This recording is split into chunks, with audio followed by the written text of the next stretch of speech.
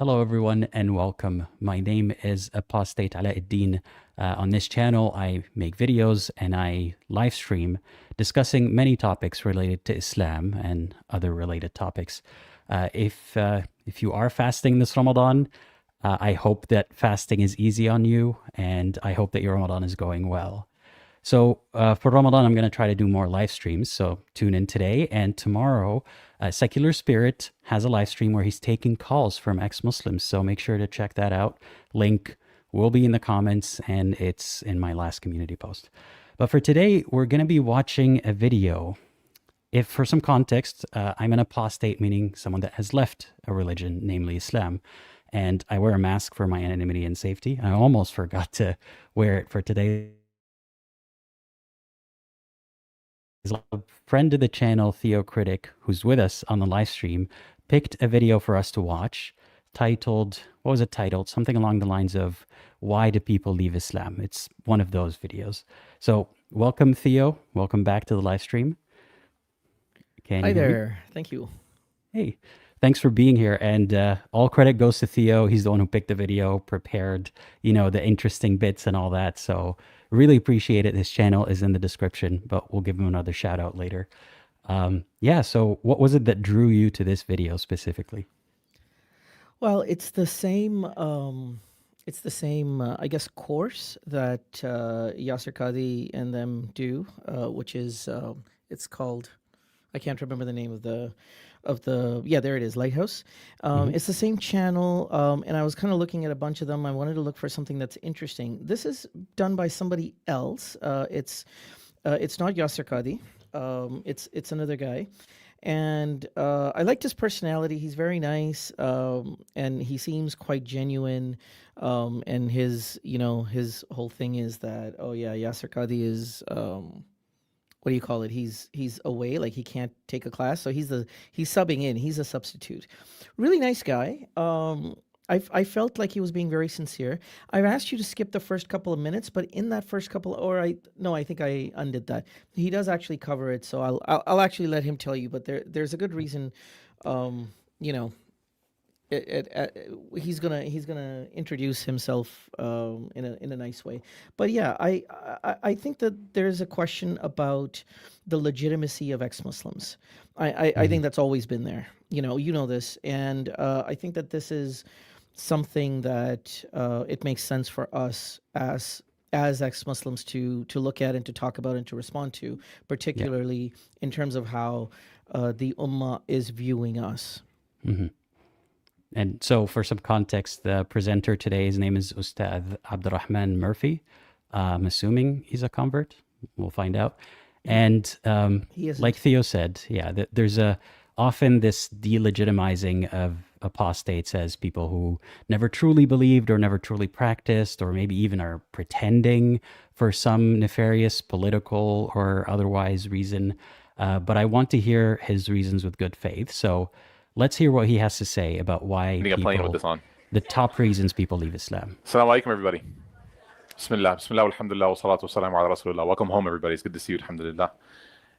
Thank you for having me. Thank you for, Sheikh Yasser, for allowing me to sit in his chair. And honestly, a serious moment is the scholars wrote about when it comes to forward this if you want. The chair of your teacher. To how far? Where's it? I have it in your instructions. Sorry. 239. Okay. Yeah, let's start there.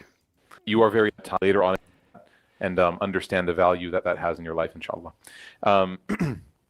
This topic is a topic that is kind of like a lightning rod. A lightning rod is something that is purposely put in order to attract lightning when you don't want it to strike anywhere else, right? They'll put like a metal pole and they'll stick it high in the air so that lightning will predictably strike that area. So this topic is a lightning rod. But I will say that it is something that, bears discussing. And that is because it for a long time has been considered a kind of a taboo topic, which, is something of Sheikh Yasser's specialty these days. And it's something that happens, more often than not. I remember when I was in middle school, my eldest sister left Islam. And I remember that it was one of those moments because she was the president of her MSA and she had a lot of Islamic, environment. For some context, an MSA is a Muslim Student Association. commonly present in universities for, Muslims to meet and do activities and such. And friends and all of the right equations, that it was kind of a shock and it was confusing to our family and also to the friends that knew us. And in that time, there was really no conversation that anybody could have. It was considered, if you're Arab, you know the word aib, it was considered aib to talk about it. So he's saying it's considered sort of a taboo to talk about. It's like something you're not supposed to mention. And I find that often to be the case, or maybe that's also a bias of noticing, but there's a lot of shock when someone who is established as a member of the community or established as a practicing believer or someone who's a bit beyond the pack in terms of their practicing or memorizing of Quran or whatever, when they leave, it's more of a shock to believers. Like, how could they? They should be even more familiar with the truth. But let's hear how he made sense of it. And it was about preserving sort of like the image of the family, not in a bad way, but my mother and my father were like, it's probably not the best idea to go and talk about this openly because people are going to come to their own conclusions and rumors and whatnot, right? Lokyaka henge kind of thing. So the change from 20 years ago until today Pause. to where now. Mm-hmm. So yeah, I want to say a couple of things here. So as far as his background, he'll reveal it later, but I think his dad is white and his mom is Egyptian. He's married to an Indian. He makes a lot of references and things like that. I'm guessing the audience that they're talking to are also mostly Indian. I think they're based out of like Dallas area, and I know like a lot of my friends, growing up, moved there, so I know that there's a lot of Indians there as well. So I think he's catering to primarily Indian Muslim audience. That's what I think. Okay. With that said, so what was I saying? So you mentioned his background. Yeah. The main thing, the main observation I want to make over here is, so he said, and I'm quoting him. He said, "Log kya kahenge," which means, what are people going to say? And this is, I think this feeds into this myth that there are no ex-Muslims, because even when there are ex-Muslims, it is hushed down so hard, it is locked down so hard that it gives everybody the impression that there's no such thing. And I don't know how to say it. Like it's kind of like it perpetuates. I don't think this is the intention. I don't think they do it to perpetuate the myth that nobody leaves. But there is an actual phenomenon that if you like they don't want to normalize leaving. They don't want to normalize it, right? And if the more people are publicly known, oh, that person, that uncle, that dude is not a Muslim, it'll normalize it. He is acknowledging the presence of that taboo, and I don't know how he processes it, but I can speak from experience when I say, even when families struggle through accepting, their relative who is not a Muslim anymore, there's still shame in discussing that with other people or even mentioning it in passing or anything like that. So to the outside world, outside of the family, their son or daughter are still Muslim for all intents and purposes, because it would be shameful for them to admit that to other people, even if they accepted it. And I understand the difficulty from it. It's just, a barrier to be aware of in this illusion that nobody leaves the religion. Right. Yeah. We're discussing and we're trying to actually unpack, because these are real issues. And these are issues that every family, if not in the immediate family, there is like a cousin or an uncle or like some relative somewhere where there are whispers about, well, yeah, they were born Muslim or they're Muslim, but they don't really pray anymore or they don't really practice anymore.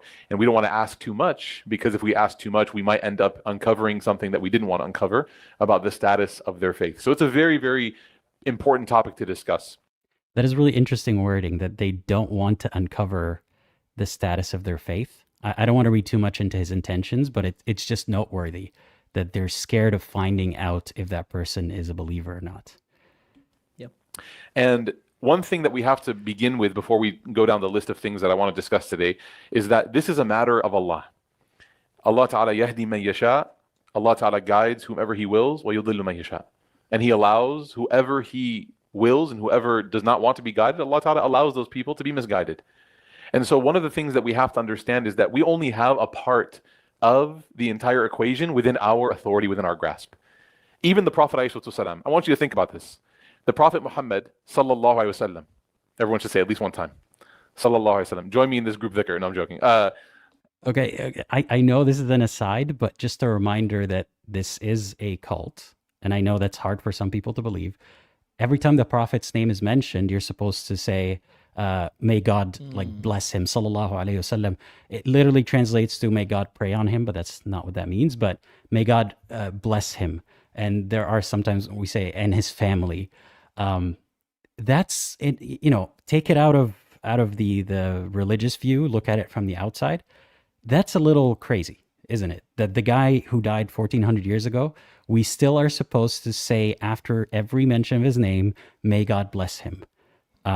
If he's just a messenger and it's all about the actual message and all that, why is he revered so much as if he was all that special of a person?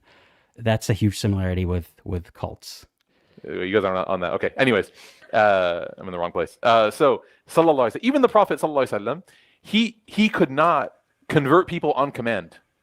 Do you understand? Like, he was somebody that was given wahi by Allah subhanahu wa ta'ala directly. He was someone who was granted miracles by Allah subhanahu wa ta'ala directly.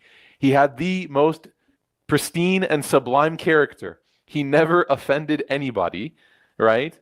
And even he had people that he met that while testifying to his character, his knowledge, his amazing, beautiful existence, sallallahu alaihi wasallam, even they did not listen and take the da'wah that he gave them. Even someone as close to him as his uncle, Abu Talib. And it's a very powerful story. It's a heartbreaking story. If you've ever read the seerah, you've come across this story, and from this story, a lot of questions emerge. Like, why? How is it possible? How is it possible that the Prophet ﷺ had this uncle, because we know he had other uncles who did not love him in this way, had this uncle who was like a foster father for him, who took care of him, who fed him, who watched after him in ways that no one else did to make sure that he was protected. He used to have a special portion of his food. Abu Talib would separate a portion of his food and would wait because his other children would eat the food. And the Prophet ﷺ was not the type of personality to go and like push himself into the food to like take what he wanted. That wasn't his character. And Okay, so minor commentary here about the Prophet. The way he's portrayed often in Islam is this almost meek, guy who wouldn't abuse power, who doesn't even want power, who doesn't have the personality type to lie or cheat or manipulate anybody. And, this stuff happened so long ago, if it happened at all, that all we hear are tales from, the surviving myth and legend, essentially. But even if all that were true, it's interesting that he's just a face for this movement, for this power, that the Islamic conquests and everything. The face is a meek guy who doesn't want anything for himself, and yet behind him is a God who wants everything for him and that guy. So I think it's important to keep that in mind when they keep portraying him as this little guy who couldn't do any harm. He's the same guy who was part of conquests and concubinage and sex trafficking and way worse things. So yeah, don't fall for that kind of portrayal. So I'm not sure here's trying to say that the Prophet was just so meek that he wouldn't even like fight for food, and other people would eat food. So his uncle figure would his father figure would take care of him, would have some food for him. So what about this personal connection? How does that really, relay or relate at all to ex-Muslims leaving Islam? And so he was. Yep, go ahead. I want to add a couple of things over here. So, first of all, I don't know if you got my message, but you can speed this up a little bit. I don't know if like the speed is okay with you. But Sure. Secondly, he makes a big deal about his uncle putting food aside for him. I don't understand. Like, that's his foster father, right? Like, isn't that what you're supposed to do? Like, oh, his uncle loved him so much that he made sure that he was fed. Is that a flex? I'm not sure. And like, Also, like, yeah. he's also trying to say, and this is a common thing. I think the Christians also say the same thing about Jesus, that he was not, Jesus' own brother was not convinced, until after he died. So John, the brother of Jesus. In this case, the Prophet's uncle wasn't convinced. I didn't know this. I just found out with this video. again, for people who don't know me, my background is Ismaili Muslim. We don't really study the Prophet that much. So it's a very different type of Muslim. And I had no idea that his uncle wasn't a believer. But that said, again, I don't think this is the flex that they think it is. Like, your family member was not convinced. Well, I Who want know to you hear best? like I want to hear how he presents that argument because he's just propping him up right now, as this father figure. Which, by the way, these apologists often lean on Muhammad as like his status as an orphan sometimes, and then sometimes they're like, but he had this father figure who so graciously gave him food. Like, which is it? So I don't know his real life situation. Perhaps he was an orphan with an uncle who kind of took care of him and kind of not.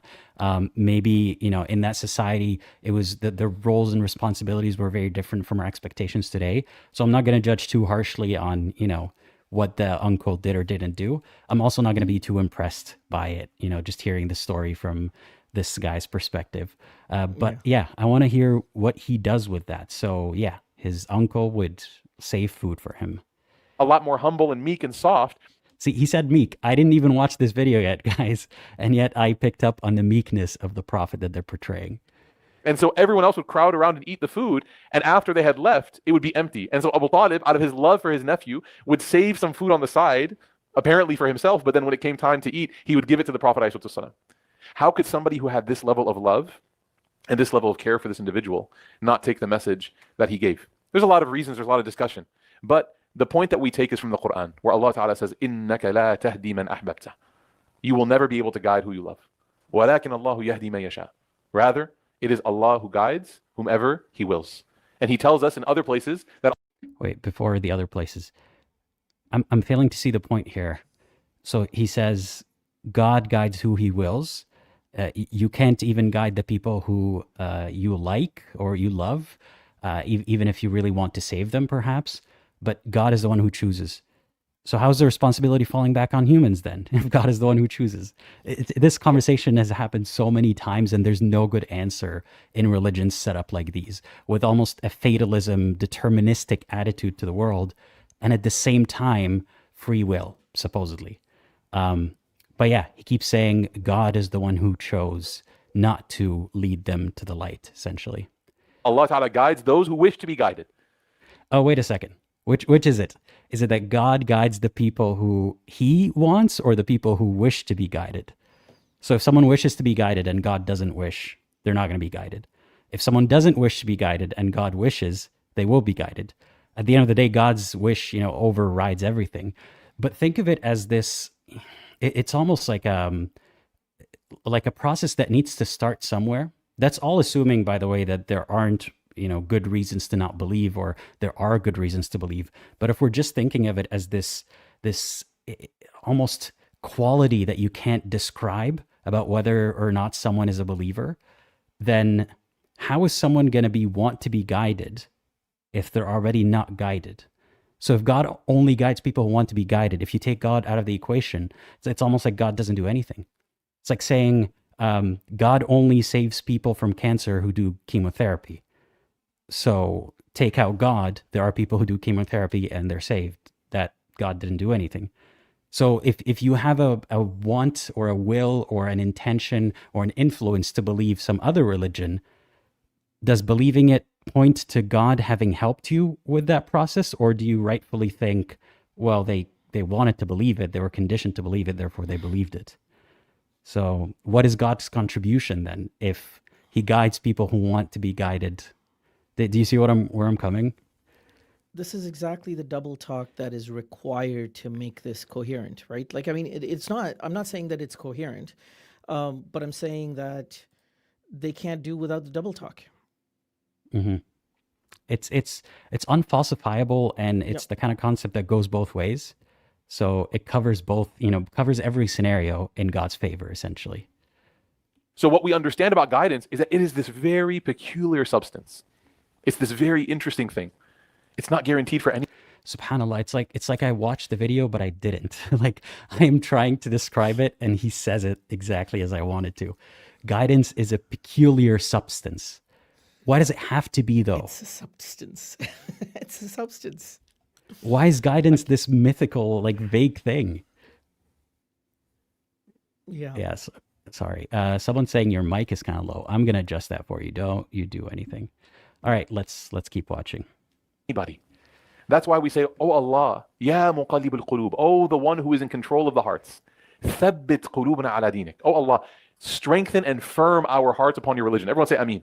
Because we don't know. We don't know. Like, we're sitting here today and we don't know what circumstance our existence might engage with that may test the very fibers of our faith. Right? So understanding and coming to this conversation, not from a place of arrogance and superiority, right? But coming to this conversation from a place of humility and from a place of genuine concern. What is it? What is it exactly that allows people to exit from this beautiful faith that we are not perfect with, but we love and we try our best with? What is it? I want to see a nugget of goodness here, which is that there is a recognition that certain circumstances in the future could change the outcome of whether someone is a believer or not. It is still tarred by the assumption that being a believer is the right way to go, and that the circumstances essentially are corrupting the person. But there is some recognition that there are many factors beyond whether or not someone wants to believe or whether or not someone is practicing. So I'll give him, partial credit for that. So I want to go over some of the different topics, and inshallah we'll save a lot for Q&A, but I want to give you guys like a high level understanding and how the Quran deals with it. Okay, how the Quran deals with it. So I did a lot of my research on reddit.com. Jokes aside, I did load up Reddit, right? Because Reddit has, don't do this, but Reddit has a section on their website. For those of you who don't know what Reddit is, Allah has saved you. Say Ameen, alhamdulillah. For those of us who do know what it is, Allah is testing us with a lot of interesting information and a lot of useful stuff too. So there's a community on Reddit. It's basically a fancy version of a message board, right? And there's a community on Reddit of people that identify themselves as ex-Muslims. Oh, hey, we got a shout out. Actually, for those of you who don't know, that's where I got my start. I was on that subreddit before I even had a channel, or that's where I found out about ex-Muslims. We can talk later about how it's strange to identify yourself as something you're not. Or it's kind of a Oh, okay, there we go. There's that little canned remark that we could talk right now. Do you want to talk right now about why we identify Yes. as something we're not? Well, I have. It's funny. I've had 3 discussions about this in the last week with random people. So you first. Sure. So I know it's easy to ask that question, not even expecting a sincere answer, because it sounds almost crazy. Like the classic example they go to is, I'm an ex-child, or I'm talking about my ex-girlfriend or ex-wife all the time. Here's the importance of why some people choose to identify as ex-Muslim and in what context they choose to identify as ex-Muslim. So I'm going to a get-together, a party tonight. Some people I know, some people I don't know. Do I go there and be like, hi, my name is Aladdin, I'm an ex-Muslim? No, right? Even if I meet a Muslim, I don't say, hi, my name is Aladdin, I'm an ex-Muslim. It just doesn't come up. But in the context of having an online profile that's usually separated from your real identity because you don't want to be found out and harassed by believers, it's important to find other people who are in a similar situation, usually of confusion, usually of frustration with how people are treating them, maybe needing some guidance, or just figuring out how to move on. And for some people, that's a temporary label that they use while they figure things out. And for others, it's just a label in these contexts where it's helpful to find community. It's helpful to find identity, because if I were to call myself an atheist, which I am, some people understand that to mean like I believe there is no God, but I take that to mean I don't think any religion is anything but man-made, as far as we know. If I introduce myself as that means I'm putting that emphasis on the atheism part when I don't actually care about that part. What makes me Aladdin is the ex-Muslimness, and that's what adds value to, this character that I have on this channel and how I help people. So there is value in identifying yourself by something you're not. It's not just ex-Muslims who do it. Ex-Mormons do it. Ex-Christians do it as well. But usually each one of these groups tells their ex-followers, nobody but you does that. You're weird. You're crazy. Anyway, that was my little mini rant. What do you think, Theo? Yeah, I think right on. I think, I think you covered a lot of stuff. I want to kind of point out a couple of things. One is that the general attitude is in the vein of, hey, you're not going out with her anymore. Why are you still like obsessing over her? It's making Islam sound like your ex-girlfriend or boyfriend, but I'm a guy, so I'm referring it from my perspective. This isn't that. This just isn't that. It's not analogous to, hey, you're not going out with her anymore, so move on with your life. Why are you obsessing over her? This is not analogous. Like, this is more like if somebody's asking, are you single? And you say, I'm divorced. It's a different thing. Or somebody saying, I'm a single mom or whatever, right? I've never been married, but I have kids.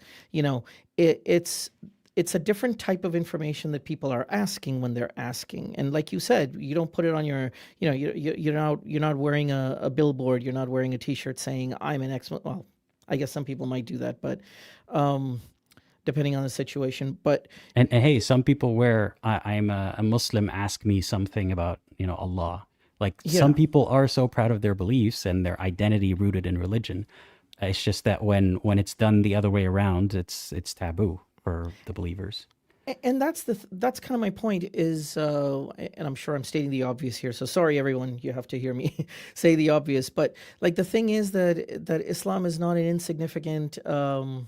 It's not even like an ex-employer. It's not even like, oh, I used to work for the government. Like, what do you do for a living? I used to work for the government. That's not what it is. That's not what the phrase ex-Muslim is. It's like, it's identifying, because a lot of people, if you say my name is Abdelrahman, like people are going to say, oh, you're Muslim. You know what I mean? Like it carries the culture, the color of your skin, your look, your accent, possibly because if you've grown up in a certain part of the world, your name, it carries a lot of baggage. And it's analogous to if I drive a minivan and I have a wedding ring on my finger, somebody's going to think I'm married, right? When I want to tell, okay, I'm not married or I'm divorced or whatever, like that's I can't take the wedding way ring more off. benign example though. Like okay, that's, go ahead. People assuming you're married is even way more benign than people assuming you're Muslim and then treating you differently because you're not, That's acting true. like a Muslim, for example. That's true. Yeah. Well, okay, but I think it's analogous because if I'm, flirting with random women in a bar, that's kind of what I was imagining. Like if I have a wedding ring on and I'm If you're doing courting that, a new it's partner, let's put it correct. that way. Yeah, Yeah. exactly. Yes, if I'm courting a new partner and I have a wedding ring on that I can't take off, like then I have to say, no, I used to be married. I'm not right now. There's a whole bunch of, and I can go into other things, but there are a whole bunch of other analogies that are more. That map onto the ex-Muslim experience, then I think the subtext in the conversation is like, well, you're not going out with her. Why are you still obsessing over her? Sorry, we're not moving very fast. So okay, keep going. No. Well, this could be a tangent that we go on, but we won't. So we just wanted to address the whole why that kind of offhand remark. And Late Night Kaiju, thank you for the super chat. They're reminding us that there's not a single ex-Muslim community on Reddit. There are several. Yes, and in the past, it was possibly smaller and more focused and with a bit more, passionate people. Now the ex-Muslim subreddit, there's a lot of noise there, but despite the best efforts of the moderators, which, I thank them for their thankless job, this is not an endorsement of any specific subreddit. We're just mentioning that there are spaces online and sometimes Muslims wander there and read what is written. So let's see what he came across. Weird thing to do. But they identify themselves as this, and they've made it like their mission to basically go and try to, plant arguments and plant doubt and plant this in the hearts of people so that they could justify, why they are not Muslim. So there was Okay, so he's already starting with bad faith. His reasoning is that everyone is trying to justify why they're not Muslim. First of all, why is there in scenarios where people are trying to justify, why do they have to? Right? Like if you leave your employer, you don't have to go around justifying to your friends why you left that job. But if everyone is kind of in a cult-like employment situation and everyone's like, why did you leave? Why did you leave? What's wrong with you? Did you do something? Then there's a pressure to justify yourself. So maybe he's focusing on the very, newly deconverted, still deconstructing stage of ex-Muslims. Maybe he's generalizing. Maybe he's just making up people, because I guarantee you he hasn't spoken to as many ex-Muslims as I have. But yeah, it's not like that. But he thinks it's like this almost malicious intent to go and make sure that everyone knows that we didn't leave for bad reasons. But they kind of hound us about why we left all the time. Anyway, let's still try to have some good faith, or hope that he has good faith, and see what he thinks are the reasons. Actually, some posts that were available where people actually wrote out, like they listed the reasons. SubhanAllah, I'm not laughing. I'm just like, creativity is such an incredible thing. It can be used for good and bad. So they listed out, like, they interviewed each other, like, why did you leave Islam? And they actually, it's very depressing, but I had to do this for the sake of kind of, confirming the hypothesis that I had. So the first thing, and the one that was probably most apparent, the one that was most obvious and most present, was intellectual doubt. Intellectual doubt, okay? So you would hear statements or read statements like, I can't reconcile believing in what Islam teaches me to believe in with my own reasoning, with science, or with what I view to be moral justice.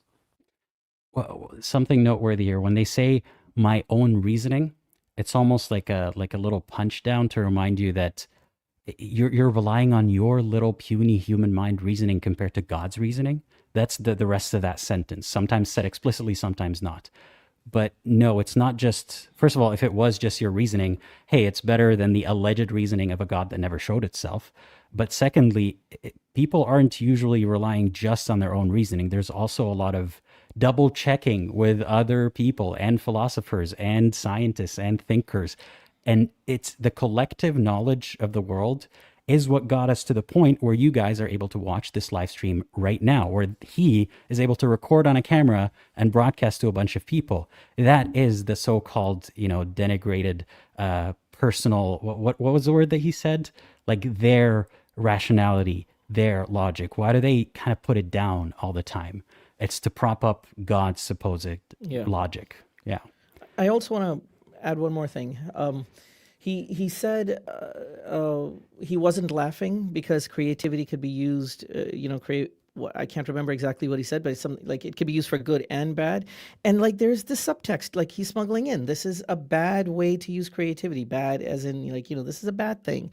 It gets smuggled in. And look, I genuinely think this guy is a nice guy. Like I think he's coming from a good place. It'll be more evident later on. But it's just so smuggled into the psyche, But it says something about the state of, these groups when this is the nicest guy, right? Like when him not being an outright asshole is worthy of commendation, while he's kind of being an asshole, right? It's just not the same way that we're used to of being overly aggressive. But I still want to give him the benefit of the doubt. So yeah, he thinks that people are creative in their finding reasons to explain why they left religion, not that they're sincere about it. So that's already kind of undermining a person's intentions and kind of assigning it for them, which is a big theme, not just among Muslims who criticize ex-Muslims, but every kind of high control group when they criticize people who left. Look at Scientology, look at Mormonism, look at Christianity, happens a lot. So to say, like they're just finding creative reasons and relying on their puny little intellect. But let's keep hearing. Okay, I can't reconcile. These two things don't fit. My reasoning, science, moral justice are on one side, and then Islam is telling me things that visibly or apparently contradict with those things. Okay, and this was very present. Now, what's beautiful about the Quran is the Quran has an answer for literally everything, and it literally does not. Like, don't use the word literally when you don't mean literally. It pisses me off so much. Not even metaphorically everything. Not even close to everything. Sorry, Theo, I know you want to say something. Go ahead. No, what's the timestamp on this? Because I think you paused a little bit too quickly. Okay, let's keep hearing. It's 11:30. The more that we read it, 11:30. Let's keep listening. Oh, no, the more that we good. uncover these answers. Mm-hmm. And by the way, a little side note. Mm-hmm. Sorry. So, I guess the issue that I have is you know, they kind of make it sound like, okay, like did you really study Islam? Did you really Did you go even in? read it? Yeah. Did you? Yeah. And my thing is like, like if you go to school for 5 years, you get a degree. How many books do you read in getting that degree? Like there's this assumption that you have to read this one book for 10 years or 20 years, and that's all you're supposed to do. You're supposed to obsess over it day and night. Like, why are there thousands of textbooks, maybe hundreds of thousands of textbooks that seem to be much more competent than the book that is written by the creator of the universe, that is the all wise, all knowing, you know, beast? Like, why? What And not expectation just do you have? not just that book, but you read the obsession, the obsessive sort Yes. of reading into of other men who spent their lives doing the same thing. And it upsets me that in Arabic, the word, ilm means knowledge, or alim means like a knowledgeable person or someone who studies. But at the same time, it also means scientist. It's the same word. So when they keep referencing a lot of ulama in the Middle East, sometimes they're talking about actual scientists, you know, with a lab coat and everything, or maybe no lab coat. But sometimes they're talking about religious science, which is not science at all. So reading a book over and over again and like reading what other men think about what this could possibly mean and the context of this, and this guy who wrote after, you know, about the prophet's life after he died said that this happened in this battle. Like that's all great if you're a history buff, if you're, you know, into the lore of it, but it doesn't show anything about the reality of the world we live in. They seem to think it does. Yeah. But anyway, let's keep listening. Whenever I meet someone that has trouble or is on the path of difficulty with believing in Islam, one of the first questions I ask them is, okay, well, we derive what we know about Islam from God's revelation. So what have you read from the Quran? Okay. I know I'm correcting a lot, but I have to. You don't derive what you know about Islam from God's revelation. You derive it from what a lot of men wrote about what one man said God said to him. Let's be explicitly clear about that. At no point did we actually establish objectively that God, A, exists, B, has the character and personality described in this religion, and C, actually revealed this book in this format to that guy and all the other books before it. So no, you're not relying on the word of God. You're relying on the word of so many men.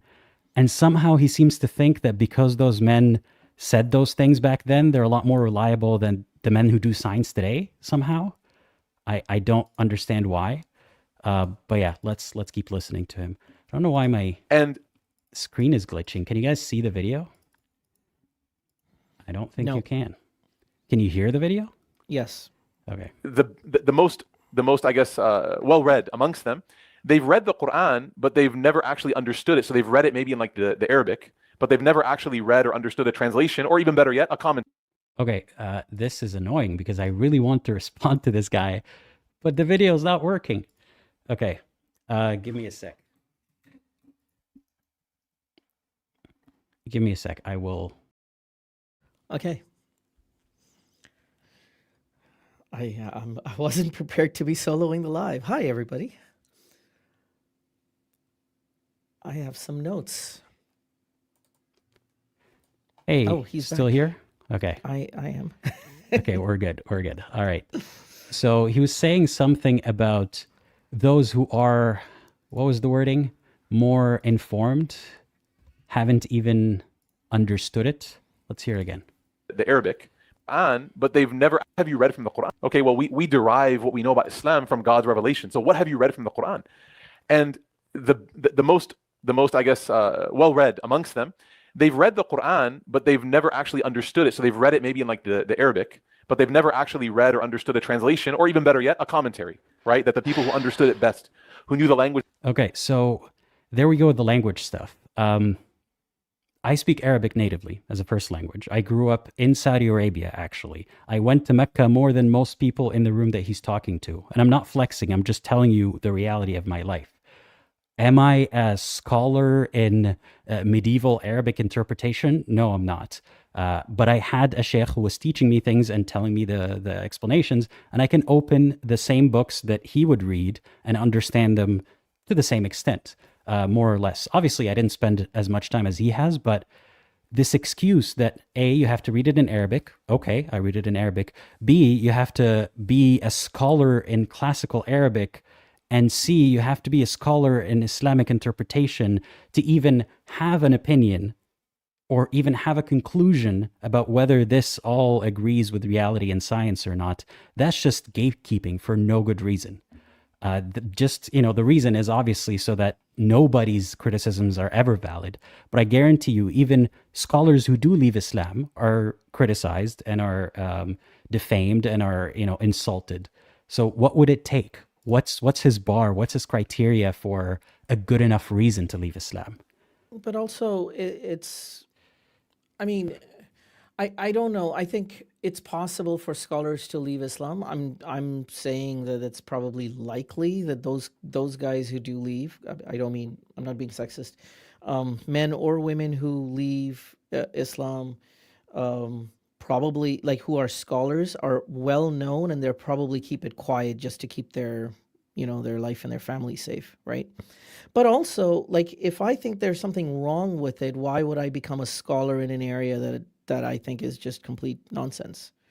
Like it just. But it does happen sometimes that, people who get on that track, get on it very early on or in a That's different true. stage of their life. I personally have spoken to several who, none of the like these famous ones, there are some who have an online presence and stuff, but I've spoken to some of those people, and like you said, like at best, they sort of withdraw from that world, but without telling anyone that they left. But they try to have a private life, and at worst, unfortunately for them, they just keep pretending for the rest of their life. Yeah. And at worst, they come out, and it's usually not very good for them. But anyway, point is, this gatekeeping, we don't even need all that. That's why I go to the sources, right, that they cite, and I say, okay, show me. What am I missing? What am I misunderstanding? And at the end of it, there's nothing. There's nothing I have missed that actually justifies all these problems in the religion. Like when they keep going on and on about how like Islamic slavery was different. It's not like, slavery in other parts of the world. It's the best they could do, blah, blah, blah. You don't need to be a scholar to see through the bullshit on that. You don't need to speak Arabic to see through the bullshit. And if that is really the barrier, who designed this terrible, terrible system? God? The all-knowing, the all-seeing made it so that you have to speak a specific language and dedicate years of your life to see reason in why slavery is good? What's wrong with that? Yeah, it's a good point. And I was trying to kind of allude to this last live stream as well, is that there are many like these type of conversations that have taken place, when I was a believer, where there was this auspices of this is going to be an intellectual conversation. They bring in a scholar or whatever. I can honestly tell you that on any one day, like forget philosophy, even I learned more from a more genuinely scholarly perspective in a marketing class than I did in 1,000 of these. Right? Like they don't go deep. It goes as far as Allah said this in the Quran or this whatever. Something very, very shallow. You must believe it because it says so in this document. It's often relying on, the premise that God knows best and that God can make even contradictions and paradoxes happen. I've nitpicked 1,000 things in my videos, not just from the Quran, from the Hadith, from the tafsir, the interpretations of the Quran. So many things, even the most basic premises of the religion have issues. So the inability of believers or believers like him to see that there's good reason to not believe, and that had they been born in different circumstances or had their life went differently, they might not have been believers themselves. That's built into it, because if you can internalize that, it's very difficult for you to remain a believer, because you see the unfairness of the entire system. If at the end of it all, like, it still relies on faith that is built on no good reason to believe. Let's keep listening.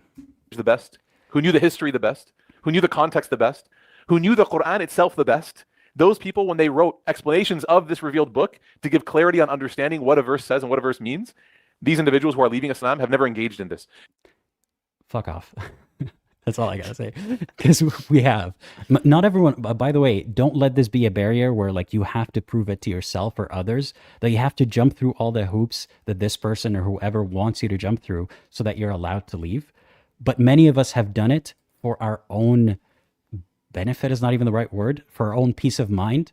Because for someone who truly believed in it, it's terrifying to think I might be willingly going to hell. Let me actually make sure that, there's nothing I missed.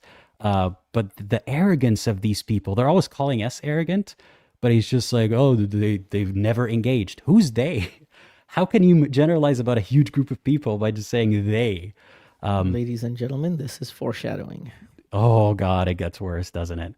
It gets much, much worse. Okay. We're like 12 minutes into like a 40, 50-minute video. Oh boy. And by the way, when these scholars that he keeps referring to, even the people from way back then, way back then, we're talking about still hundreds of years after the Prophet died, even those people, when they get it super wrong, like when they tell you that the sun setting in a muddy spring is actually true, or that the earth is actually flat, then Muslims now can point to them and say, well, that's just the guy, right? Like that's not God. He misunderstood God. So where is God to explain himself? Why do we need all this nonsense? Anyway. So in some ways, these people are disbelieving in something that they've never actually experienced.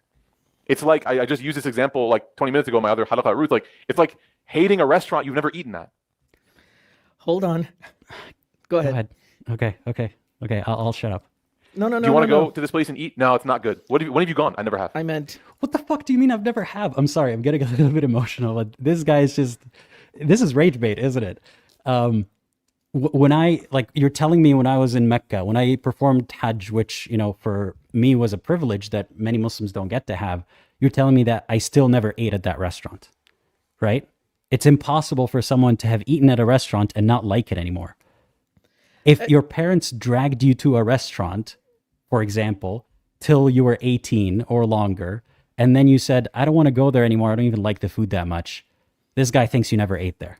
yeah, this is completely a backwards analogy. It's not that you've never eaten at the restaurant. It's like you've eaten at the restaurant every day your whole entire life until you decide like, okay, this doesn't make sense. I don't like this food anymore, or I never liked this food.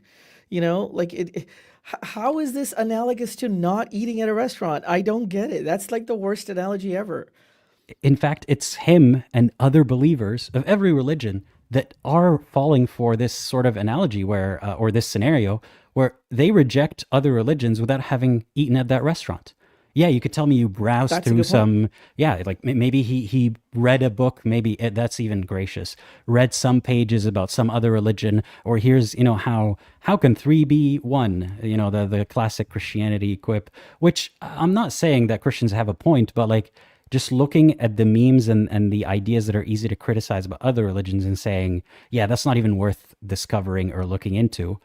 I don't chastise him for that, but he assumes that of us and also doesn't realize the arrogance in his view about other religions. He has never eaten at those restaurants. It doesn't make sense. It's illogical.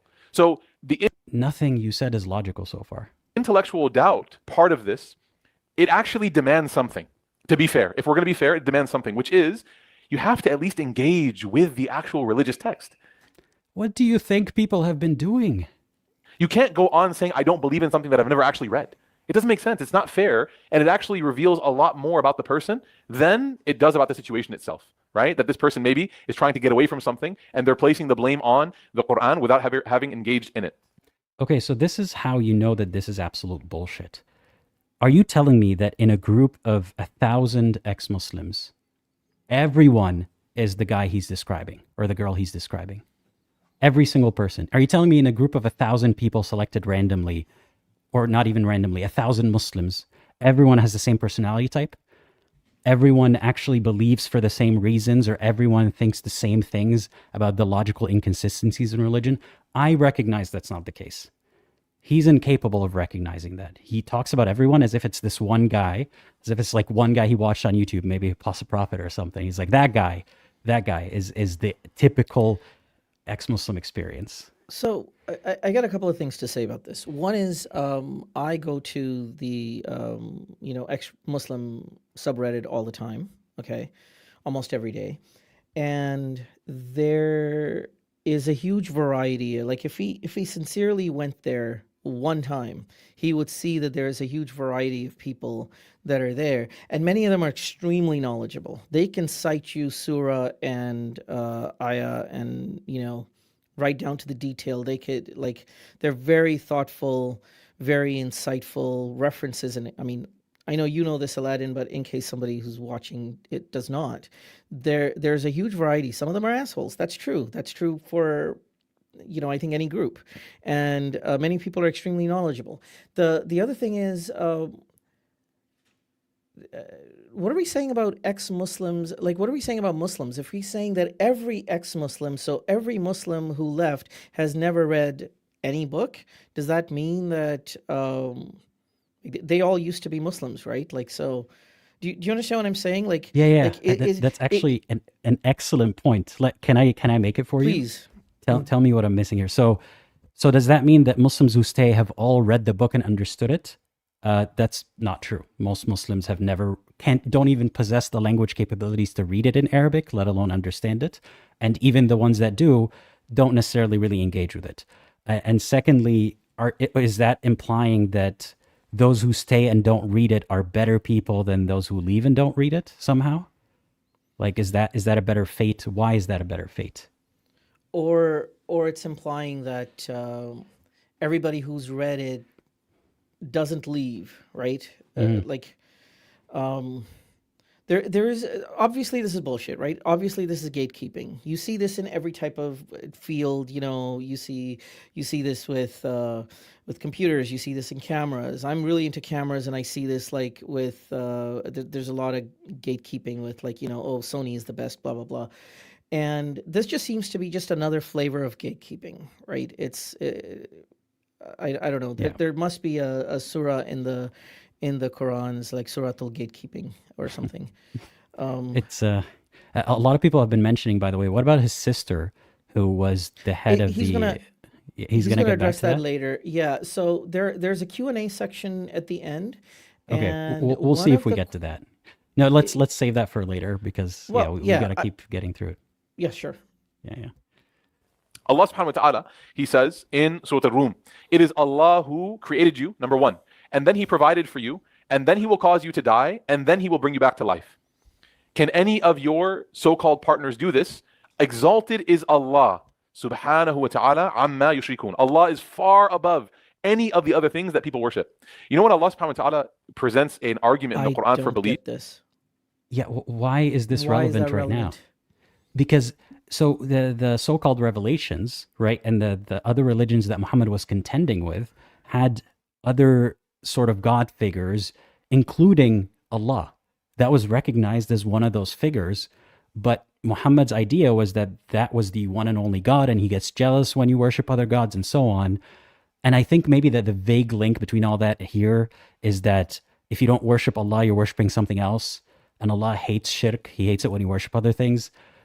But that's really a very faint link, if he's even trying to make that. But even then, like, he's saying, he's making God supposedly is making a very terrible case, saying God is the one who created you, right? And he has the power to, like, end you, and then afterwards he's going to resurrect you. Can any of your gods do that? You didn't demonstrate jack shit, right? Like, I could say my God did that, actually. Shaitan did that. You know what? Can you demonstrate that he didn't?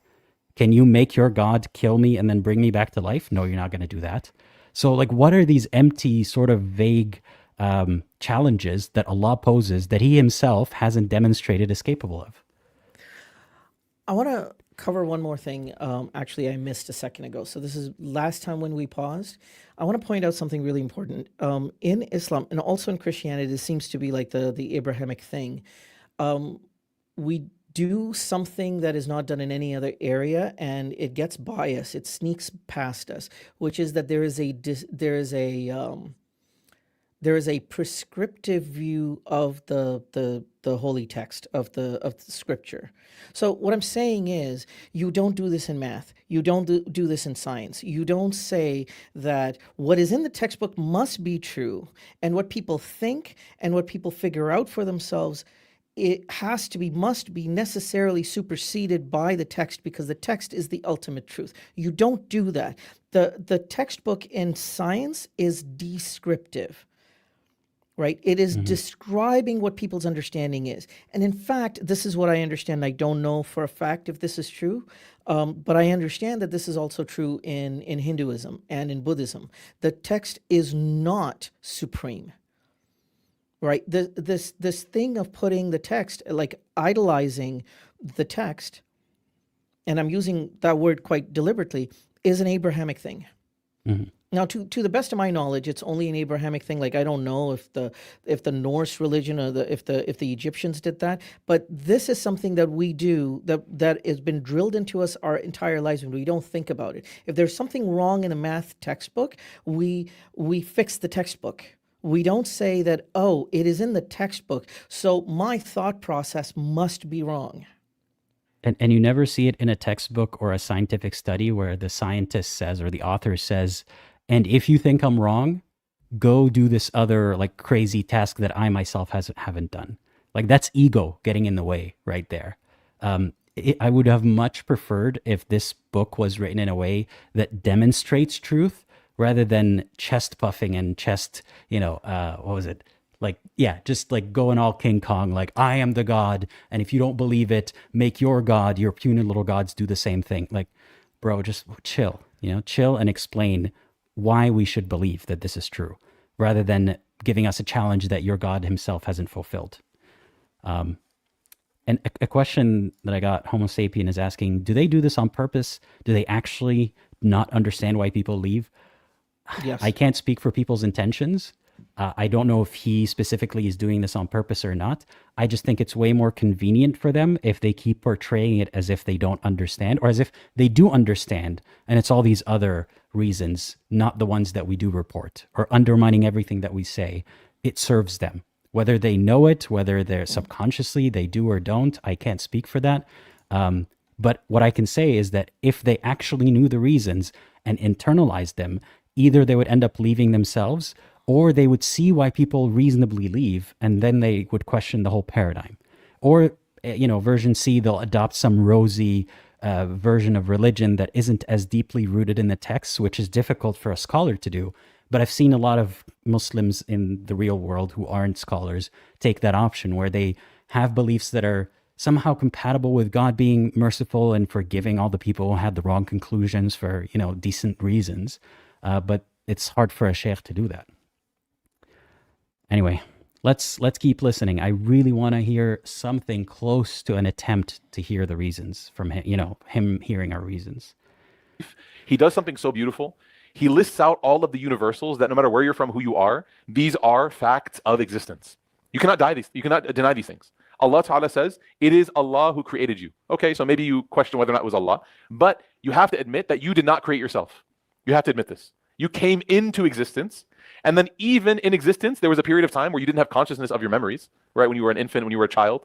And then at a certain point, Allah subhanahu wa ta'ala gives you the gift of consciousness, meaning that you're aware of your existence, right? And then you get memories, and then you get experience. There's a lot of, Allah did this, Allah did that, just kind of thrown in there as fact. But why is the alternative to, I don't believe your claim, oh, then do you think you created yourself? I never said that. Nobody thinks that. I don't understand why religious people do that. And this is on both sides. This is Christianity and is Islam. Like, well, you want to be your own God is what Christians say. And, I've heard this more than once. Like, you didn't create yourself, or you think you created yourself. It's like, who's saying that? It's pathetic, the strawmans, and I'm not calling this sheikh pathetic. I'm calling the author of that point pathetic, that they think that's a good point. Again, imagine putting this in a scientific paper, or even in a debate, forget science, in a debate that appeals to all sort of other disciplines that aren't as clear-cut and dry as science. Can you imagine some guy saying, well, if you don't believe me, then go prove something else, or what is your hypothesis that you created yourself? How stupid is that person? How much would they be laughed out of the room? And you're telling me God had all the time in the world before creating time to write this, and this is the best he could come up with? Like Thank God you. is not, if that is God, he's not attempting to engage with the actual reasons why people don't believe. I can understand a human making that mistake, but not God. It says in all these things. So we come from a place of, you ready for this? Weakness.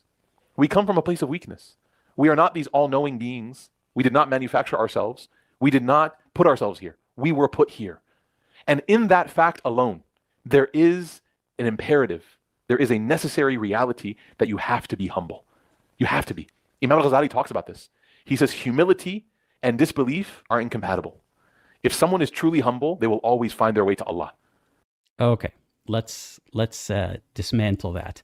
So the false humility that they portray personally, you know, as a sheikh, I'm humble. I don't know everything. I don't even know everything there is to know about the Quran. That's how humble someone like him could portray themselves to be. And I'm not so arrogant as to question God. That is so arrogant. I'm so humble. I just take the things that are written in this book and what people have said about it, and I take them as fact because I'm so humble.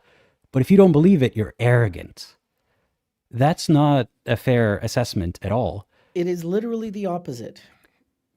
You know, I have this later on, but I'll go into this now. You have to be humble in order to ask questions. You literally must have humility.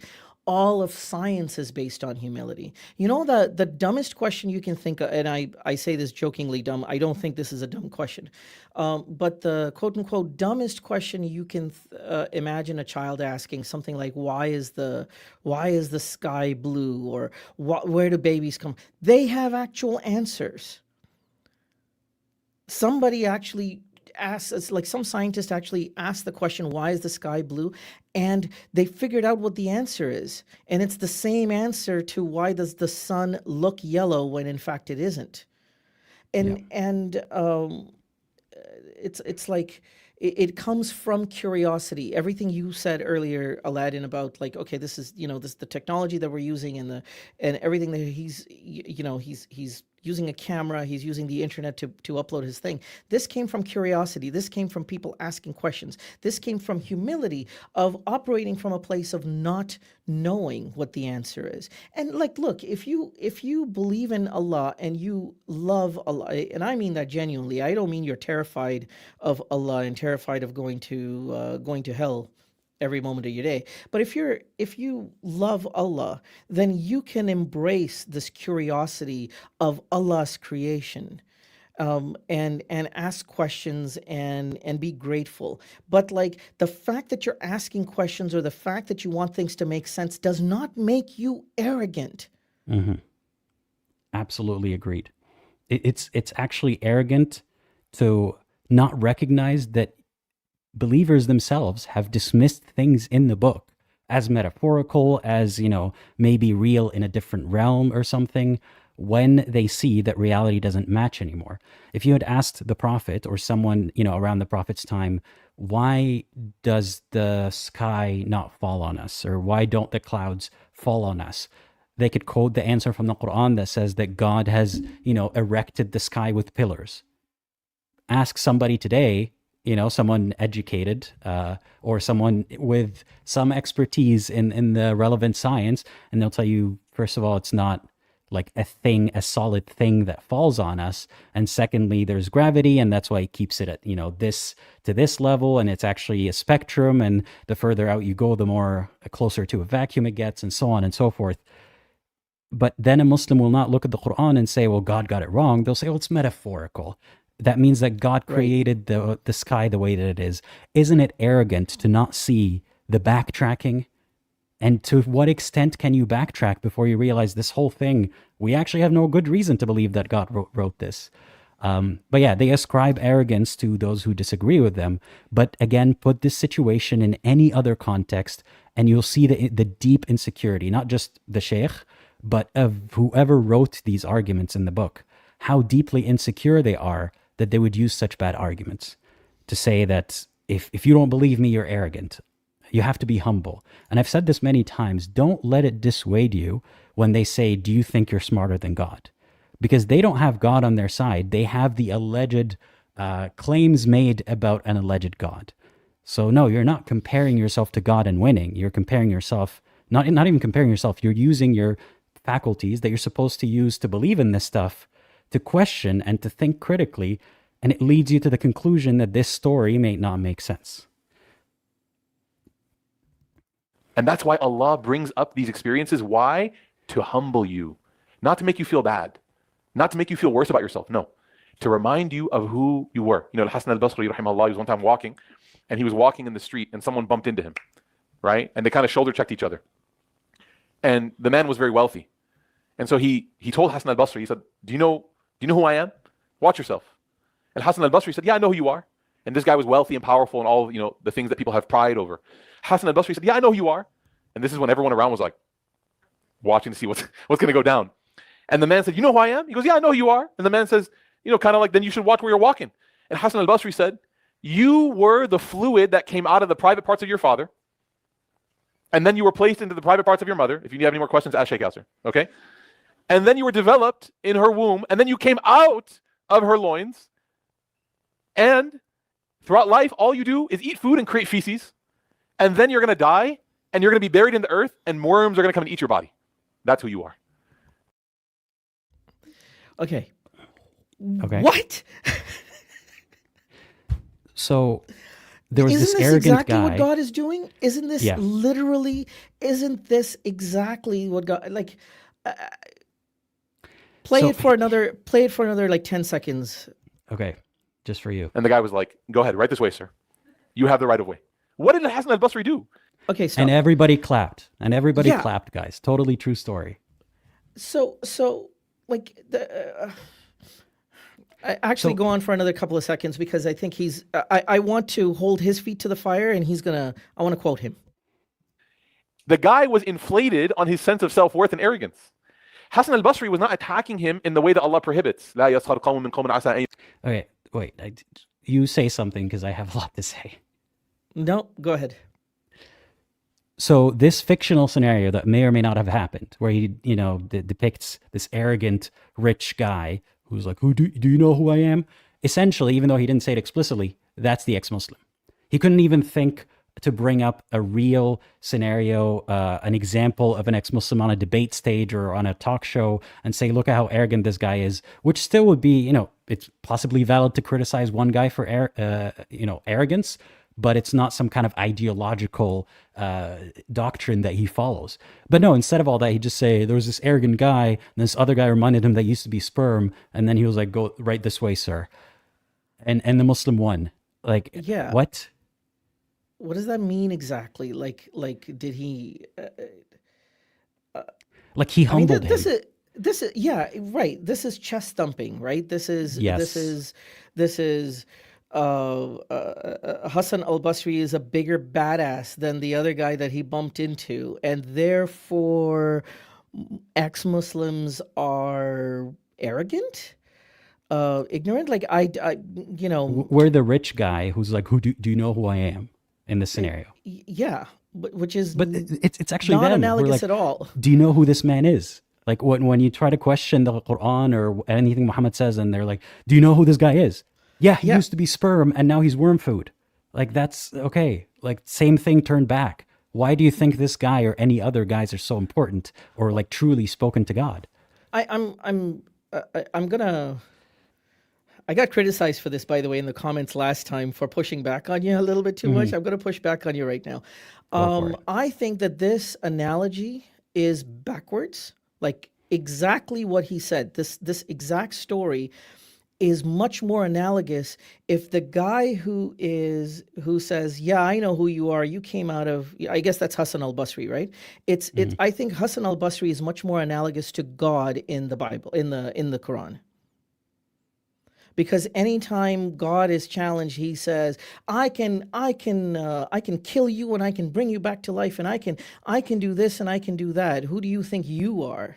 Right? It's God who's butthurt all the time. It's God who, and we're supposed to play the part of the other guy saying that, sorry, you're right this way. Right? I'm so this is it's funny, but I think he has the analogy backwards. I think God is more arrogant, and I think God is clearly more arrogant in the Sorry, I meant to say, I think Hassan al-Basri was the more arrogant person here in his example, and I think God is more arrogant in the Quran. I want to engage with this comment because it's a better direction to take this whole arrogance claim than the case that the speaker has made so far. So Islamic No says, Aladdin, you're arrogant in a way. You want God to be in a certain way that fits your needs. God doesn't like arrogance, instead of being thankful for the life he gave you. So I see this misconception often that God doesn't fit my specific idea of what God should look like, therefore I reject the notion of God. That's not true. A lot of what began all this questioning was inconsistencies between how God describes himself in the Quran or in Islam, or in other words, how people describe God in this religion, and what his characteristics actually show based on the reality of the world, based on the system he described. So when he talks about mercy, for example, when he talks about fairness, like how can these two things be at the same time true? If you're merciful, but not to everybody, then you're not being fair. And also, if you judge people based on whether or not they believe this religion, that's not fair, because I saw how reasonably someone can find my religion to not be appealing or not true, just like I, reject all these other religions, like the restaurants I never ate at, like that example that he was given. So all of these are things not about what I think God should be, but what God describes himself to be and how that is inconsistent in his own narrative. At least that's what I have to say to that. We've never demonstrated, no one has ever demonstrated that God does exist, there's singular or multiple, whatever, and that they created us and that they demand gratefulness for it, gratitude. That's just, arrogance to think that we are arrogant to not believe that some guy actually spoke to God. Sorry, Theo, is there something you want to add? No, just want to point back to what was mentioned before, which is that I don't think it's arrogant to ask questions, and I don't think it's arrogant to want to understand something, want to understand other people's claims, and that is what higher education is based on. Like you're not supposed to believe a chemical reaction takes place just because your professor tells you. You're supposed to do the experiment. You're supposed to understand it. The best advice I've ever gotten from anybody teaching, like a teacher, professor, or whatever, is you ask questions until you understand. Theo, ask until you understand. Yeah. Agreed. If your professor proposes some kind of theory that is not backed in, some scientific study, and he says or she says, class, you need to write this down and take it as true, and you push back, and then they start lashing out and saying, how arrogant of you to question me, then you should be doubtful, right? If they say, my name's on this paper, who are you? Yeah. Who do you think, you are to question me? Then that's a red flag. But if you were to question a theory that has been replicated and tested many times, and sure, you're still allowed to question it. You're still allowed to go and do the experiments needed to prove otherwise. But you don't just, it's not even remotely comparable.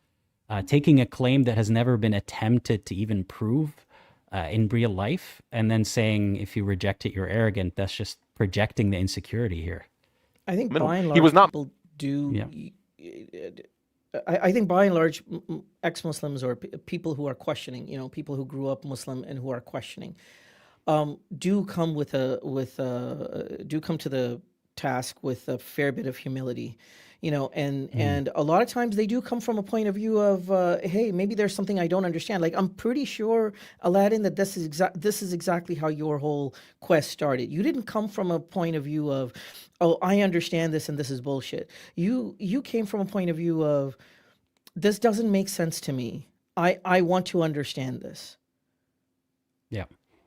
And to this day, I still, I no longer seek it, because I've spoken to enough people and spent enough time looking into this that I don't think there's anything I missed.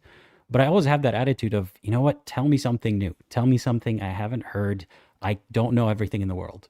But my conclusion was very shocking, actually, that despite the, what kind of Muslim I spoke to, where in the world they're from, all the different degrees of education in Islamic education, all of them with titles, they all fall back on the same fallacious arguments because the source itself is full of fallacious arguments. So I don't even blame the people.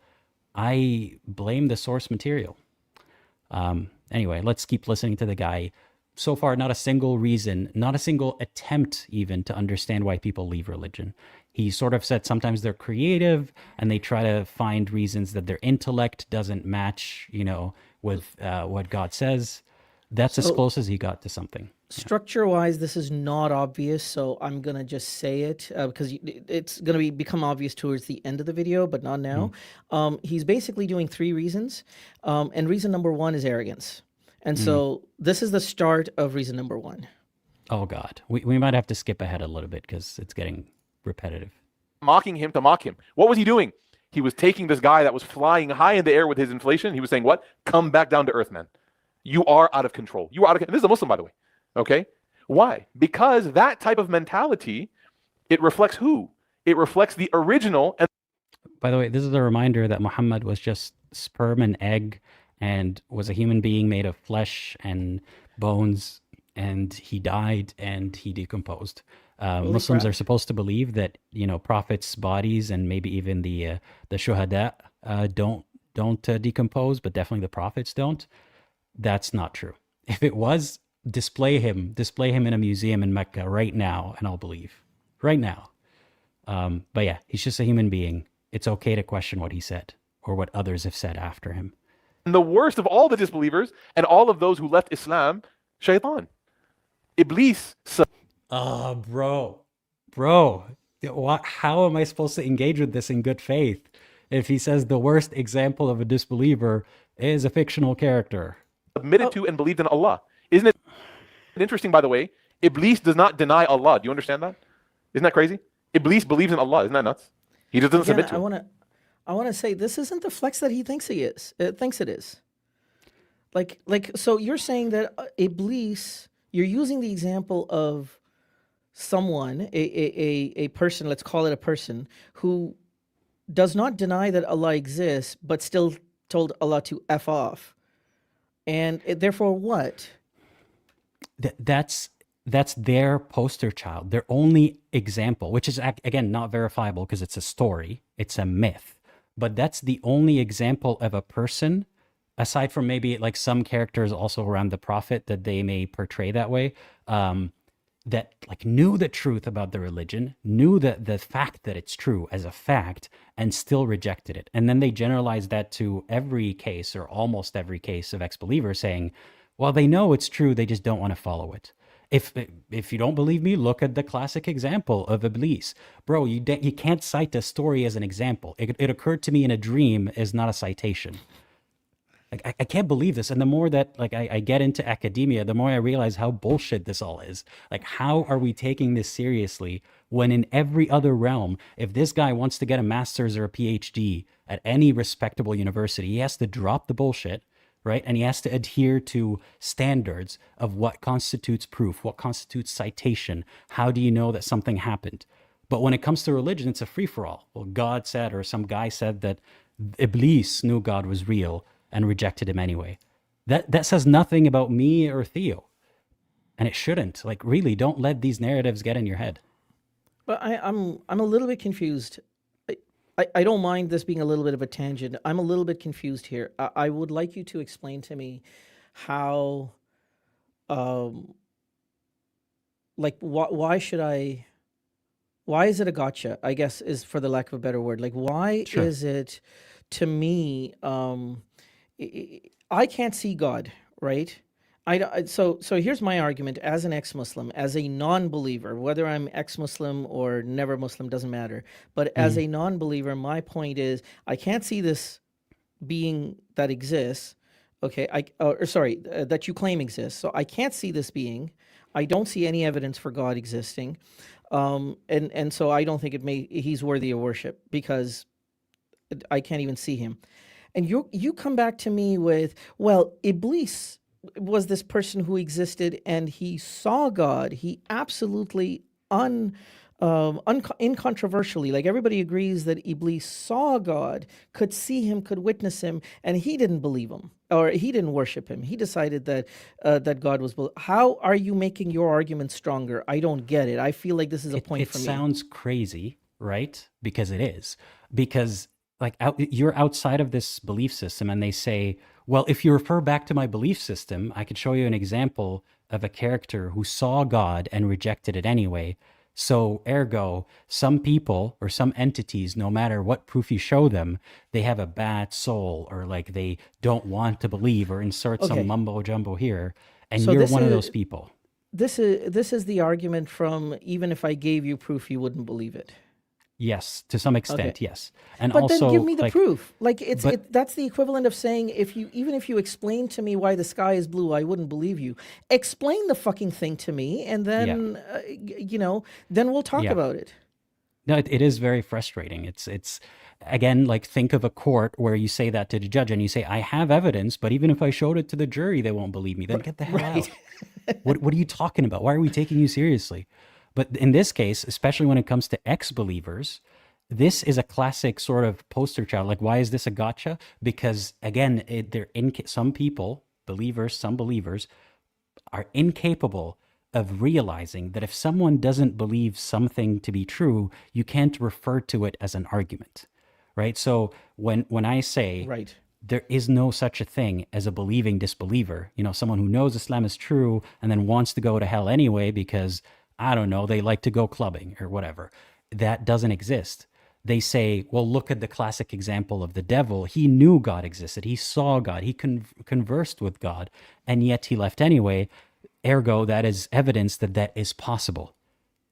Forgetting that if you take yourself outside of the belief system, telling me a story is not evidence of anything. In the belief system, stories are That's evidence. a good point. That's a good point. It's just hard to see that divide. And I try to be very mindful of it, right? Where I'm not denigrating every person for the things that they believe all the time, or at all. Like, I try not to make fun of people for what they believe. But in this context, they're criticizing us for not stooping to the same low to non-existent, I don't know, standards for what constitutes proof. I'm going to say that in their defense, or in his defense, he's not talking to atheists right now. His audience is Muslims, right? He's doing a class, a religious class. So for him to say that, oh well, you should be understanding. I mean, even Iblis, who saw Allah, didn't believe. So like, I mean, whatever his point is, he is talking to believers. So Yeah. Well, no, not like, it's worth reminding, especially if believers are watching or ex-believers, this is how they get you. Right? Like, if you're sitting in that crowd, everyone's laughing, everyone's like nodding, and because we're social creatures, put a person in any situation. It depends obviously on your personality, depends on so many factors, but there's a huge pressure to conform or to go along with the group. None of us are not susceptible to it to any extent. We're all susceptible to varying degrees. So I'm that's actually reminding you, yeah, that's actually a really, really good point, because this is one of those type of conversations that like this guy, sorry, I can't remember his name for the life of me, but this guy who's speaking, um, saying everything that he just said would be not nearly as effective and not nearly as convincing if this was a one-on-one argument or a one-on-one discussion with someone, right? Like you got person A who's a kind of a believer, or ostensibly a believer, and he is thinking, oh, why does this person I know, why did Kulsum leave Islam?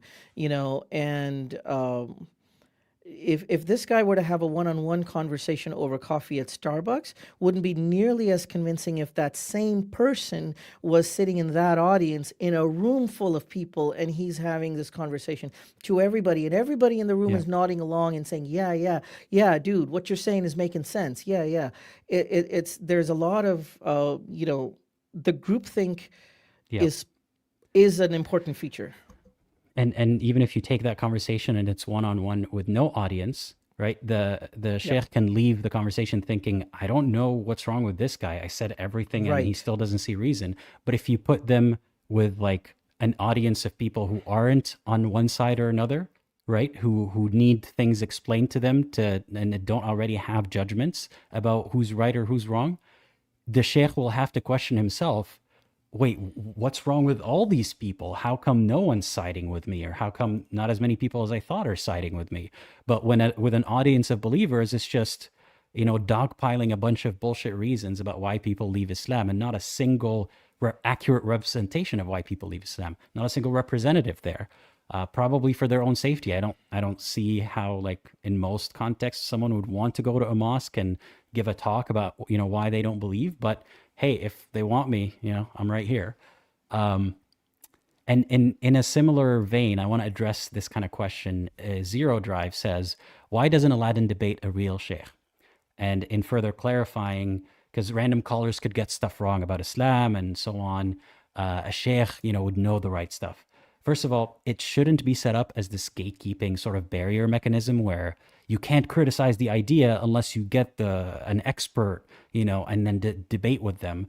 It's like if people ask me, why don't you debate a flat earther if you make content criticizing, the idea that the earth is flat? I don't have to give them a platform to do that I don't owe them that, first of all. Secondly, I'm not going to go around and be like, hey, sheikh, do you want to talk to me? Can you please talk to me? If a sheikh wants to reach out to me, I am open to it, right? And I've done so in the past. And thirdly, there's value in learning from people what they believe and why, not just the representatives at the top. And fourthly, we're watching a sheikh giving a lecture. Theo is not a believer. He's not the one representing Islam here. So yeah, I try my best to give Islam a fair representation. Sorry, Theo, what were you going to say? Yeah, I want to steelman this commenter. By the way, I'm terrible at reading comments, so I'm only commenting on the ones that you're highlighting. But I wanna steelman this commenter. So if there was a you got to pick an example of somebody who's going against the grain. So if I went to a church or a mosque and some sheikh or pastor was saying that evolution is not real, they're not evolutionists. They're young Earth creationists. Earth is 6,000 years old, and God made Adam. Blah blah blah. I think I would be fair in saying, why are you saying this to an audience full of lay people who don't know science? Why don't you? I would like to see you go up against a subject matter expert. Why don't you bring in an actual evolutionary biologist? If you're watching a video of a subject matter expert that's a different story. Yeah, and like you're critiquing that. So yeah, to be fair to the commenter, if you want to make sure that I'm not misrepresenting Islam, you can still follow through and check that everything I talk about, am I just making it up, or is there some basis for it? And keep in mind, Muslims among themselves disagree about the specifics of so many things. So like if you see a Muslim being what you think is incorrect about a certain topic, you'd be surprised how many sheikhs would actually agree with them, or how many people have the same belief and how many would disagree. Anyway, we're getting a little off topic. Let's continue because I want to get through as much of the video as we could today. Iblis does not say God doesn't exist. Atheists are actually saying something that Iblis is like, no, man, don't be ridiculous. Even Shaitan's like, God exists, right? And everybody clapped. Like, bro, you can't keep citing fictional stories to dunk on people that aren't in the room. How pathetic is that? Iblis is unwilling to submit to Allah. That's where this comes in. Are you humble enough to submit to Allah or not? And that's why the position in the life of a believer that is the most valuable position is what position? Sajda. Very good. Why? Sajda is the most what? It's the most humbling thing you can do. So prostrating is the most humbling thing you could do. And even in that scenario, right, where God tells the angels to bow to Adam, when also no one's supposed to bow to anyone but God, right? So it's kind of a trick question anyway, but Iblis says, no, you made him from clay, you made me from fire, so no, I won't bow, and like I'm disobeying God. What the hell does any of that have to do with me leaving religion? He's either painting me as the devil or using a fictional story to say, here's an example of arrogance to the extent that they saw God and they still don't want to obey him. So dismiss every other human being, because if even a being that saw God can still be a devil, then who cares why these ex-Muslims disbelieve? You can't make sense of such irrationalities or such craziness. So, yeah, what are we even doing here? Why are we trying to understand this guy when he's not really giving us anything to hear? Look, guys, I've seen the get ready with me videos. I've seen the skincare routines. My wife is buying me skincare products now. I'm 37. Sarah V, right? Sheikh, that's haram. Why are you watching women getting ready? Your face, it's what? Sorry? It's a what? Okay, we didn't buy it, actually. I'm joking. Okay. Are they Israeli? They support Israel? Allahu Akbar. Okay, I'm not going to support. Do not buy them. Go to Lush. Go to Lush, right? Yeah, I'm plugged in. Brothers, just take notes. When you get married, all this stuff will make sense, okay? So the face, I almost lost where I was, by the way. The face is the most honored part that Allah has given you. That's why it's haram to strike the face. It's haram. You cannot strike the face of somebody. And can you think about this? 5 times a day, no matter where you are. I'm bored with this segment. I'm going to skip ahead a little bit. They have such trouble praying. That's why people who don't believe in Allah, they have that thing flat onto the ground where people's feet just were. That's why people who don't believe in Allah, they have such trouble praying. Hold up. Because it's such a humble position to put your head where other people's feet is.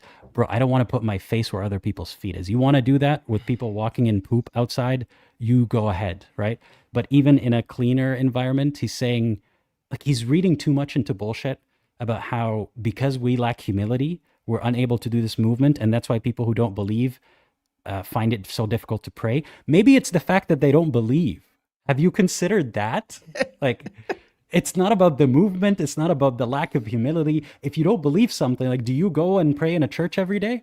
Maybe that's why it's so difficult for you, because getting on your knees is hard for you. The fuck? Like, I'm sorry, guys, for cussing, but it's just, I can't today with this guy. Theo, is there anything you want to say? No. Okay. Because You only may- a humble Yeah. There's a good part coming up really soon. You may want to Okay. forward to like Park. 20-minute mark. Okay. he's the one himself. And every smart person, every honest person, when they look back at their own life, it doesn't matter how successful you are. There was something that was given to you that opened the door to your success. Right? Yes or no? Something was given to you. Why did you have the opportunity that you had in the first place? Did you earn that? Did you do something to belong where you were? No. Allah subhanahu wa ta'ala over and over and over again has opened doors for you and has given you this path that you are on and has allowed you to get through these situations, some of which, by the way, you actually had no business even getting through. Okay, so yeah, go ahead. No, I was going to say, I meant to say 22 minutes, but go ahead if you have something to say. Just quickly, no one ever in the world gets everything by themselves. Yep. As a baby, you're born to parents or a parent, and hopefully they're supposed to raise you and help you. As you know, there are animals that are born and then they start running.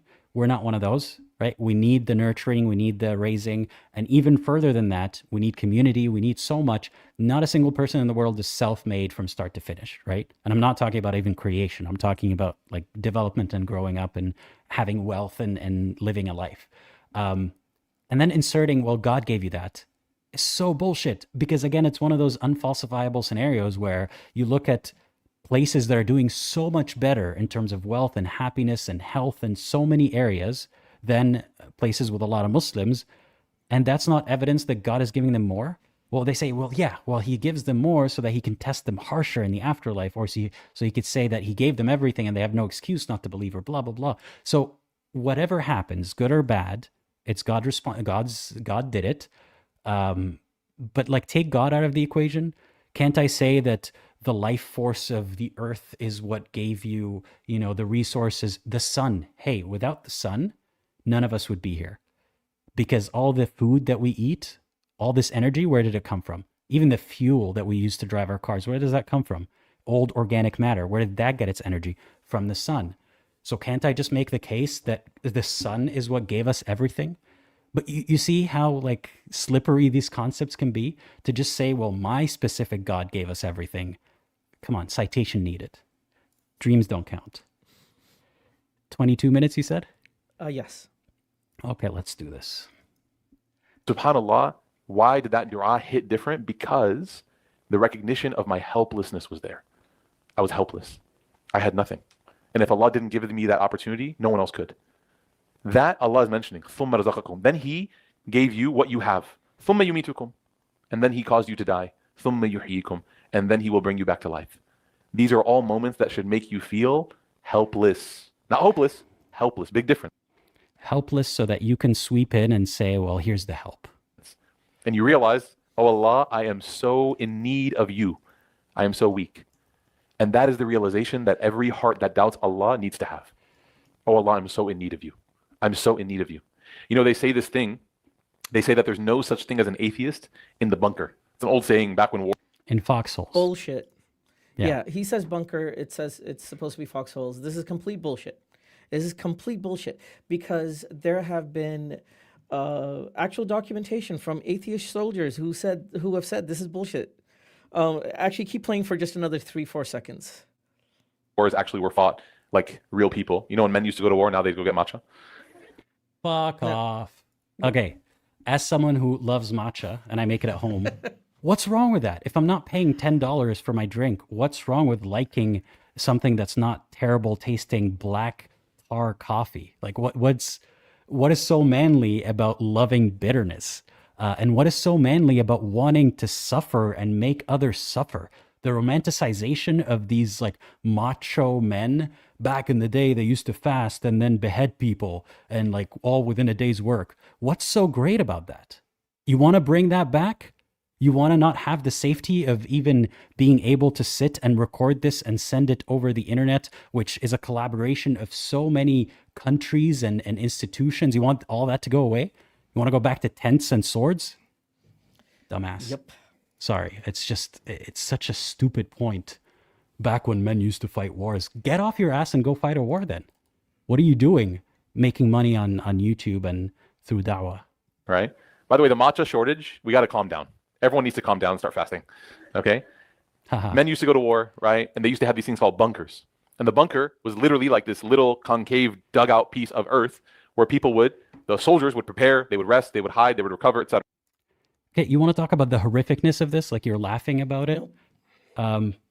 The bunker, right, where people would hide in the mud, in a hole in the ground, where it gets muddy, where they get infections, where they can't even sleep because there's bullets and rockets flying everywhere, where they're waiting for their chance to hit the other side, and at any moment the guy next to you could explode, or you could, and people would come back with unfixable problems, and usually the state doesn't take care of them, and so on. You're romanticizing that?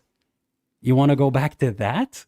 But anyway, the point that he's trying to make very poorly is that in those terrible conditions, there is no such thing as an atheist because everyone needs to pray to something for strength, for hope, for help. That's when we recognize. When we're most desperate, we recognize the higher power or something to that effect. Or maybe because we're scared, because if we die now, we're scared to meet our Lord before we have accepted him.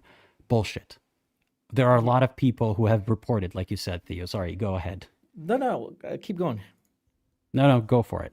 Okay, I was gonna say that he actually covers some specific stuff. You got ahead of him, like you're preemptively covering stuff that he's gonna say. There is, when people are seriously desperate, they turn to God. I'm not saying everybody does. So first of all, not everybody does. That's a really, really important distinction. I never have.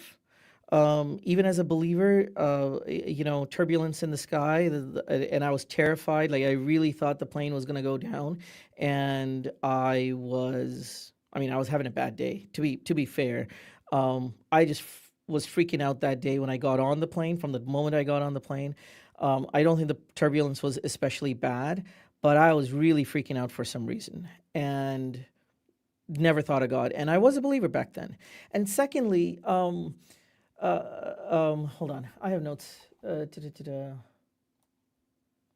You know what my last thought would be if I'm about to die, especially if it's sudden and unexpected? My last thought would be, oh God, I hope, I wish I could communicate to my loved ones one last time. I hope they find out without too much distress. And I said, oh God, I know the irony is palpable there, but it's more like an expression of like, oh shit, oh thing. I'm thinking about the people that I'm leaving behind. I'm not thinking about what's happening after because very likely nothing, like If you were to be brain dead or be in a very deep coma, you might not experience the world at all. I see it the same as before I lived, right? I have no memories of that. So my all my concern would not be, Ashhadu an la ilaha illallah, I hope I don't go to hell. So yeah, they're poisoning the well to Yeah. essentially say, and by the way, it's not a good point. The whole like when people are desperate, they turn to God. Thank you.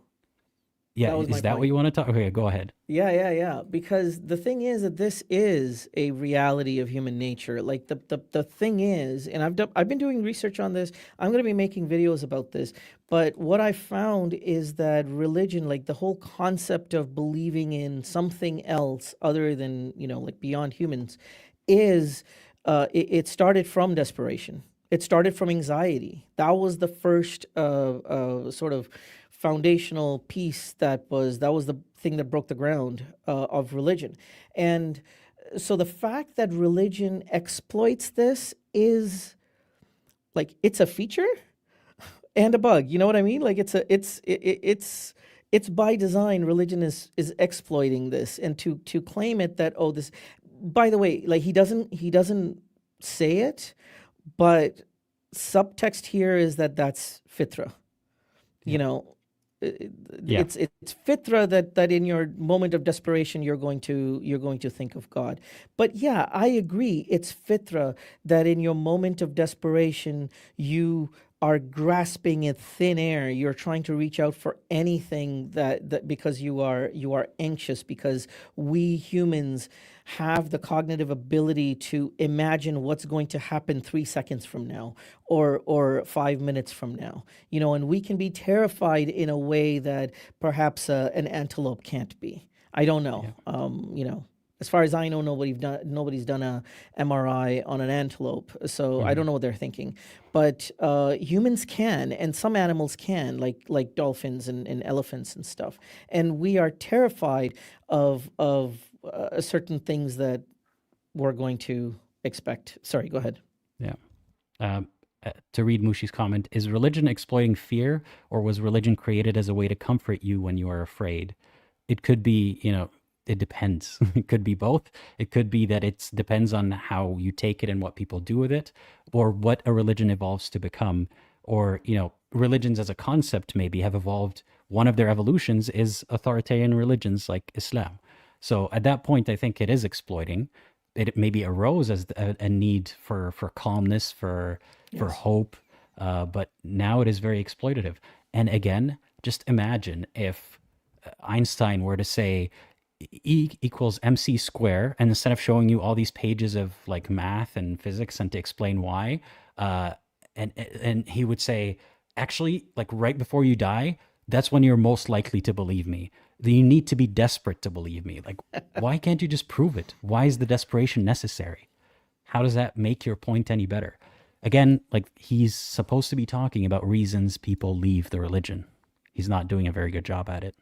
Sure. It's where they would be to not get shot. But being in the bunker, there's only one way out. Well, there's two really. You either die or you win. And so, there is no winning in war, brother. There's no winning. So they would say about this state, there's no such thing as an atheist in the bunker. Why? Because when you look down the line of all the soldiers, what are they doing? Praying to God. Because have you been to war? Have you actually been to war and seen a line of people all praying and asked them, did you used to be an atheist? Yeah, I recognize you. Get the fuck. How many points is he going to give himself based on stories that never happened? If we have to go through all this dissection of real texts in scripture, real as in like actually someone wrote it down, and we have to like go through the words of so many people just to try to make a point that they might accept, and all he has to do is make up bullshit stories, why do we waste our time? Yeah, this is That's their argument life. from colloquialism, essentially. This is argument from legend. Like, what the hell? On the line, right? There's no such thing as an atheist when the plane is going through turbulence. You literally just gave that example. There's no ocean. Drowning. They call out to Allah and promise him, oh, Allah, save me. Can we move on from this point? Yeah. We're drowning. They were closer. I think we've covered Allah just as much. Actually, let me share with you a hadith that's so interesting. The Prophet, this is on the previous one. We can jump to 27 minutes. Thank you, Theo, saving me precious brain cells. Dude, well, for adults, to impulsively just get, oh, but what, who did, but what? Calm down. Sorry, Let go back. your Go back mind like 10 process the seconds. information. Let your mind Where- look at foolishness. For kids, it's cute until a certain point. Then you're like, chup, right? He's talking about the inquisitiveness of why Yes. everything. Yes. This is illegal, by the way. Don't do that. Okay? Chup. Okay? Wait, what? Actually, you know what? We've already covered this. We can jump ahead. No. to... I want to hear what he Okay. said was illegal. For kids, it's cute Oh, just until a certain point. Then you're like, chup, right? Okay. For kids, it's Chup cute means till a quiet. certain point, and then you're like, quiet, I'm going to hit you. yes. And he says, Don't do that. This is illegal, by the way. Don't do that. Okay? this is illegal, don't do it. I really, I'm being pedantic as fuck, but it's necessary. Because I'm angry because people like that enable abuse. So he's jokingly saying, I'm about to hit you, but don't do it because it's illegal in America or whatever they are. It's not illegal in Islam. In fact, there's a hadith about how you should beat your kids if they don't pray. You should beat your kids if they don't want to fast. So he has the sense to recognize it's illegal. He didn't say it's immoral.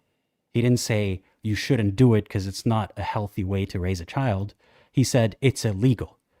So he recognizes a higher power if it's real and if it imposes consequences on him. I refuse to recognize his higher power because it doesn't prove shit.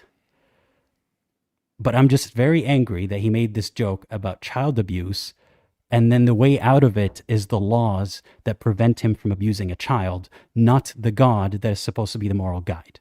So it begs the question, like, is the US or whatever country he's in, whoever wrote that law, are they wiser than God? Are they morally superior to Allah? If not, then why do you care if it's legal or not? Do it, right? Allah told you to do it. That's the moral guidance. But there's a dissonance here where they, to some extent, can recognize that there's progress. They can recognize that some things are not actually as prescribed without condemning the book itself or without condemning the hadith. But Yeah. yeah. I didn't. Am I didn't take it as misunderstanding? Like, No, you're right. did I miss something? No, you're right. Look, I didn't take it seriously. This is a cultural thing. Like I'm also, I grew up in that culture. Like I know what that means. Like chup, or I'm gonna hit you. Like it's a lifetime of that. You're absolutely right. That normalizes abuse, and we should not do that. We shouldn't even joke about it. It's not funny. Like It's I not. don't, and people can call me soft for that, but Fuck them. especially as someone who's like I'm starting to really learn so much Yeah. more about the development of the human psyche, and to see the damage that this inflicts as a joke. Reminder again, the religion not only allows this but prescribes it. If you believe the hadiths, the Sunni hadiths, and the Quran itself prescribes it for your wife if you fear her disobedience. Yeah. Something that's illegal for good reason. Yeah. So don't you dare fucking joke or make fun of our arrogance or why we don't question things when you don't even have the capacity for empathy towards children to the extent to question your God for these commands. Okay? Chup. Okay? For kids, it's cute. But for adults, to impulsively just get, oh, but what, who did, but what? Look how he's portraying the atheist. But what? Like, Yeah. again, put me on a stage with this guy. Why does he make up all these stories instead of actually talking to an ex-believer? Yeah. Yeah, Drew from Genetically Modified Skeptic has made that point a bunch of times. It's like, apologists, you should just talk to an atheist. Just freaking talk to an atheist. And you've said that a bunch of times. This is not a gatekeeping mechanism. This is not you can't talk about why people leave religion unless you consult with an atheist first. But Yeah, but at least have a conversation with them. Like I'm not gay, but if I'm going to talk about like somebody being gay or the experience of being gay, at least I need to talk to somebody. And if I'm going to go on a stage, then maybe it would be better to not be on the stage. It just a bunch of straight guys being on a stage talking about what it is to be gay. Like wouldn't it make sense? Like it makes so much sense. It doesn't make sense for me to talk about what it is to be black as somebody who's not black. This isn't gatekeeping. This is just like you don't know what you're talking about. or at least watch a video by an ex-believer or point to specific things said by people, rather than Yeah. creating these caricatures Yeah, exactly. and like portraying an inquisitive mind as why, like some kind of anxiety, some kind of neurosis. Yeah. When the I neurosis is with the prophet himself. The guy had so many problems, and we take it like, or Muslims are supposed to take it to be, oh, like that's what you do. You wash your hands 3 times because he did that. That's a sign of not very good mental health. I'm not saying washing your hands is bad, but like the ritualization of it, the guy was definitely not, not mentally healthy in many ways. And then they follow it obsessively as if it is what God said, and then portray us as the ones with neurosis. That's another really good point because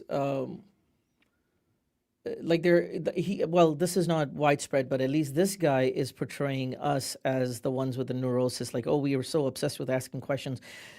Your God literally demands that we tell him how wonderful he is 5 times a day, multiple times, like, Allahu Akbar, you are the greatest. You are the greatest. Allah is the greatest. Like, how many times is a Muslim who's practicing properly supposed to say that?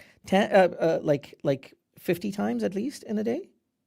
And then like the tasbih with the subhan, Oh yeah, yeah, and you just keep going, subhanallah, subhanallah, subhanallah. right. How neurotic is that? That's rosary. I didn't know you guys use the same word. It's tasbih in my language. Yeah. So yeah. And Also, Allahu Akbar. people do that, but imagine Yeah. if like in trying to engage honestly with believers or with why the reasons people believe, look at how I do it. Again, not to toot my own horn. I make a lot of jokes about things in religion, but I have a lot of live streams where I actually invite people and I ask them, why do you believe? And usually the conversation is pretty civil, and it's not really that civil. It's not because I'm like degrading them or making fun of them. But imagine if like I just have a whole lecture about why Muslims believe, and I say none of them really have thought about anything intellectually ever, and I portray them as subhanallah, subhanallah, subhanallah, subhanallah, that's what a Muslim looks like. Like, Right. would you even want to listen? I think even the ex-Muslims in the chat would be disgusted by how I'm behaving. But this is just the way things are in the Muslim world. Like no one thinks. In fact, the bar is so low, Theo, that you sent me that you think this guy seems like a nice guy or has a nice personality. He is so good at playing like a nice guy with the smiles and the bad jokes and everything. But this, from my point of view, as one of the people who he's talking about, on behalf of so many people who are less fortunate than I am, who can't go in front of a camera, who still live at home, who are still struggling with the beliefs and the people who believe them, this is the devil. This is not a good person. This is a bad person, at least in the way that he's affecting us. Yeah. He is like I'm co-hosting on a live stream right now, and I'm getting tongue-tied, and this guy is like in front of an audience and he's being recorded. It's basically unedited. He's got such a good stage presence and personable and approachable and funny and very skilled. And we need to remind ourselves that that does not make what they're saying is to be correct. He's charming, but he's not a good person, or even, I don't want to, like, I'm not judging him as a person to say he's a terrible person. From my perspective, he's not doing the honest discussion any favors. He's Yeah. dishonest in his portrayal and incapable of, even for his own sake, engaging with any of these points. Like, forget his public portrayal. I Yeah. think this guy's mind is so shallow, he at least when it comes to this, he's incapable of thinking of why people left religion. Calm down. We should Let your mind. probably we should probably jump ahead to reason number 2, which is 3440. Sure. No, sorry, not 3440, but it should say there should be a stamp. The second reason. Okay. Yeah. Sure. Let's go with this, okay? Number 2, negative experiences with religious people or communities. Raise your hand if you've heard this one. That people have had a negative experience with religion or people and communities, and so they decide, you know what, not for me. Not for me. Okay. Okay. There's so much that could be said about that, but very, very quickly, raise your hand if you've heard about someone who believes in the religion because they had a positive experience and they attributed it to that religion. Right. All the time. All the They time. tell you that. Yeah. Yeah, That is the like number one. in, That is a big part of why they say you should believe. Like look at earlier in this video we skipped over it, but he said he was going to fail his test and or admission or something, and he prayed, and Allah helped him. As an argument for why you should believe. So and Christians say the same thing. You have all absolutely these stories of like, my car flipped over 17 times and I was unharmed right. and the God saved me. Or like, I walked into a church or a mosque or whatever and I felt this presence. And if someone were to say the same story in the opposite, I walked into a church and I just got panic attacks, reminding me of like the terrible things in the Bible that I grew up with, if I was Christian and so on. They'd be like, but that's not good enough reason to not believe.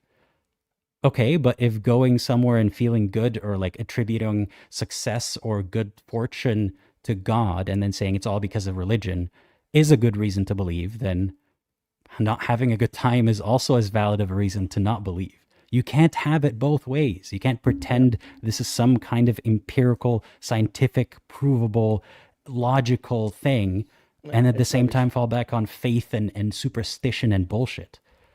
And then denigrate people who don't no longer want to be in religious environments because of experiences they had. And that doesn't apply to everyone. There are a lot of people who did not have particularly negative experiences, but when there is a correlation, you have to try to ask yourself why, right? Again, this person has no idea what the scientific method is, but you don't just look at two factors and be like, well, more likely than not, people who left have had bad experiences, therefore they left for bad reasons. But how about therefore people who don't have bad experiences, or people who those around them aren't very practicing or aren't, really chill about religion, in a sense, not good Muslims, right? Not in the classical sense, Yeah. don't have a reason to disrupt the flow of their life. Like they don't believe in it, but their parents don't hound them about anything, and they have a non-Muslim partner and life is chill. Like Zoran Mamdani, for example, does that look like a strict practicing Muslim? Not to me. So like he has a lot to lose and not a lot to gain. And, someone like him, I don't know Zohran's life, but like someone in that position might not even need to get out of religion because it doesn't affect their life all that much. So if there's a correlation, that's usually it. It's not, well, I had a bad time, therefore it must not be true. I want to address a couple of things. First of all, somebody asked a question in the chat. When will I be uploading more videos? They're coming up really soon. I'll be uploading. I already have 3 shorts recorded and 2 videos recorded. I'm in the process of editing and whatever. They said the last video was like 6 months ago. What happened last year is that my dad was in the hospital for most of the year. And so I had to put my whole life on hold in many ways. So I'm back. The other, and he's well, so I know that's going We're to be the glad follow to up hear question. that. Just want to, yeah. Now back to the video. Do you want to keep going with this? I'm looking at the time, and I'll tell you what's going on. I've taken some notes. I want to say a couple of things about what he's about to say that is important, and I think we should jump ahead. Also, like there's reason number 3. We should get into that ever so Okay. slightly, and there is But at least one question that is important to do the Q&A. okay. So First what of do you want all, to do? Yeah. everybody go check out Theo's channel in the description. I would show it on screen right now, but it would be difficult. I'd have to remove the video. But yeah, go check out his channel in the description, because even if, he hasn't posted a video in a while, like I haven't posted in a while, you never know. So just be the first to find out about it. So please check it out. And yes, do you want me to watch a few more seconds, or do you want to tell me what's I next? just want to tell you. So this is a negative experience, right? Mhm. Okay, so my point over here, he doesn't really say anything like really pertinent. It's kind of a side point to what he says. He turns it essentially negative experience, like he does the fallacy of equivocation. He takes it's a bait and switch essentially. He makes it sound like this is negative experience because Muslims are being hypocrites. Okay, Mm. and I can totally see, or I have it written down over here that you're going to react, but I totally, oh, the cat, yay. Yeah, Pooh says Uh, hi. He woke up. I totally want to point out that because he doesn't address the real harm of Islam at all. He is only addressing hypocrites. And what I want to point out, the two things. Number one is that a lot of people, like the people who leave Islam, are not leaving Islam because a Muslim stole money from them. That's not the reason, right? It's because, and he's using examples like that, right? And I'm saying that it's really because you're forced to wear a hijab. Like that is not a Muslim being a hypocrite. That's some Muslim being devout. That is, it's kind of missing the point when you're doing that, right? So that's number one. And also classifying every like person who does something bad as not a real believer, not a real Muslim. Like again, we could take it like other fallacy. religions do that too, but we could take it all back to the days of the Prophet and the things that he did. And the only thing stopping them from calling what he did terrible is that he did them. If I bring up some, tribe member somewhere in the Middle East right now who's creating and forming political alliances by taking the women of some people and giving them to his favored men, Muslims would say, "Oh, that's terrible. That's awful." But just because he did it, then it's fine. So like you can't just say like if someone is a bad person or does something bad, they're not a Muslim, a real Muslim, because real Muslim equals good person, right? That's the assumption. Same with real Christian and so on. There are problems that could be more prevalent in the Muslim community among Muslims, whether or not you consider that a God influenced or God prescribed action that they're doing. And there could be other reasons that aren't just, Islam, but related to it. Sorry, what were you saying to you? No, no worries. But so the other thing that he was saying, he's going to say that Allah saw this coming. Allah even talks about it in the Quran. He cites a Quran verse. Again, look, if you're interested in all that detail, please feel free to watch the original video. My criticism of that is even in the verse that he cited, Allah is very Allah identified it, and then he reacted this way. He said blah blah blah. And my question over here is, why is Allah surprised? Like, why is this sense of indignation and surprise that the all-knowing creator of the universe always has whenever somebody does something that he doesn't like? Why is he surprised? Like, when was the last time you were surprised that your cat was hungry 5 hours after it ate? Yeah, no. Like why are you surprised annoying? that you... Like it could be annoying to me, but it's not surprising. Like I never react to it as like, oh, how dare you do that? Right. How could you be so annoying even though it's not food time? It's like, okay, he does that. I knew he would do that. It's a side point. It's not critical to the to the ex-Muslim experience, but this is something that always, it bugs me because it always gets snuck in. That believers like always say things like, "Oh, God is testing you," and which is another point that comes up, hypocrites like really make God angry, and it's like, well, why is God even surprised about this? Like, he designed us. Wouldn't you say that's a feature? Like if you design something knowing that it's going to, you designed a car that knowing that it's going to lean to the left, wouldn't you say that that's a feature? It's like someone who spins up a bunch of instances of like AI entities, so to speak, and then gets mad that they're acting out the characters that he knew they would act out. Or like getting mad at all. Like, why? This is beneath you, bro. Like, why do you have feelings about this? I don't understand. And such strong feelings like anger, usually time resolves that to some extent, right? But for God to have all the time in the world to come to terms with some person doing something that will offend him, and then it happens and he's so indignant about it, like, how could they do this? You knew they would do this. What were you doing the whole time? Like not seeing it coming? Yeah. Anyway, what should we skip to? 51:11. Like, it's a chapter. It should say question 5. Okay. Guys, I'm way to sorry the we're end. not watching every second, but there's just no way we can get through this today. Like 5111, Yeah. we're still hitting all the highlights though. What to do when you see family members straying from the deen and you fear they may leave Islam if they have not already, i.e., doing major sins and not fulfilling fard obligations. So there is definitely a path. I'm not. Okay, I know. I'm sorry. I paused too much, but this is important. The question is, what do you do when you notice a family member straying away from the path, so to speak, doing things that are un-Islamic or not fulfilling their religious obligation? So keep in mind when people ask, why do you identify yourself as someone who left the religion, or why do you care? Because everyone else around me cares. Because religious people tend to care very much and they tend to make it the focus of their life and yours. So even this question, it could be well intentioned too. I'm not condemning them for that, but it shows that people notice when you're not, forget coming out and saying, I don't believe, when you're not practicing well enough, and they want to take measures to stop that from happening.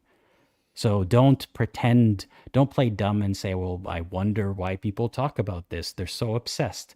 You're so obsessed on a systemic level, and I understand why. Why can't you understand us like we understand you? Is what I wanted to say about this. Going to deny that there's a path from doing major sins, not fulfilling obligations. There is a path from there to disbelief. I wouldn't make that jump. I wouldn't like say that, like, oh, you're going to be non-Muslim. That's not necessarily true, but there is definitely a path. If I were you, I would just get close, express your love and appreciation for them, be in their proximity, and, try to, as much as you can, give them like the small incremental victories. A lot of people don't pray 5 times a day. The majority of the ummah does not pray 5 times a day, right? There's probably many of us in this room struggle to pray 5 times a day. There's no reason that if a person is not praying 5 times a day, that you tell them you have to pray all 5 prayers. They're like, can I do 1? You're like, no, kafir. That's so silly. We all laughed at it. I did it on purpose. We say, if someone says, I can't pray 5, can I try 1? We say, good job, bismillah. Which one? I mean, I'm feeling ambivalent about this because I like the not being harsh and obsessive and annoying, but B, that's not really what the religion is about. So like, even if this guy's posing an example of someone who's not on your ass about it, God is and the religion is. So like him being like, it's okay, just give him time. That's also kind of a stopgap. That's like, let's not drive them away by reminding them of the rules. Let them have the half-baked rules because it's better than not at all, or better than them leaving sooner. Something like that. It's still not engaging with, why are they leaving? Why do they not believe anymore? Anything like that. It's, hey, don't scare them away. Just let them be in this halfway state. It's better than nothing. And again, I'm not saying that's necessarily a bad thing. For a lot of people, that was the dream, or is the dream, that people around them would just leave them alone and let them pretend sometimes or do sometimes the religious stuff. So in that sense, it is a good thing. And maybe it's even stemming from empathy. Like, he wants them to go to heaven or not go to hell. So he wants to not scare them away. A lot of maybes here. But none of it is really actually addressing why people leave. We skipped through a lot, but like his sister, one of the questions in the Q&A was, is his sister still an ex-Muslim? She's still an ex-Muslim. That's what his answer was. And at least he's coming from a place of kindness. Like, at least he's coming from a place of not being overly judgmental, and at least showing some empathy. And no, I'm going to push back on that. Like, okay, he did in this answer. Yes. But, go back 40 minutes. Imagine being his sister and watching these ex-Muslims, they never really engaged with the Quran. And meanwhile, his sister was the head of the MSA. Right. Is he, like, that's a very good question that people keep reminding us of. What does he think about his sister? And I don't mean to, like, make this personal, but he's the one who brought it up. How does he view her? Does he think she never opened the Quran, or did she just conveniently miss all the explanations? I would love to speak to his sister. If you're watching this, please reach out, because I would love to hear her perspective. Like, how does she feel about him speaking about her and her people, so to speak, even though we're not one group, but he's generalizing. How does she feel about her brother making these generalizations?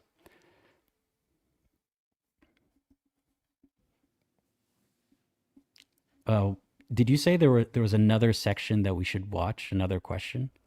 Nope. This was it. You can continue if you want to. Hmm. I'm curious. Prophetic mercy. Was that interesting? That Nope. question? Okay. No, this was the last one that was going to be interesting. So if you want to continue where we left That's off. too bad. What was this one? Genetically modified skeptic, a new video. You should check it out.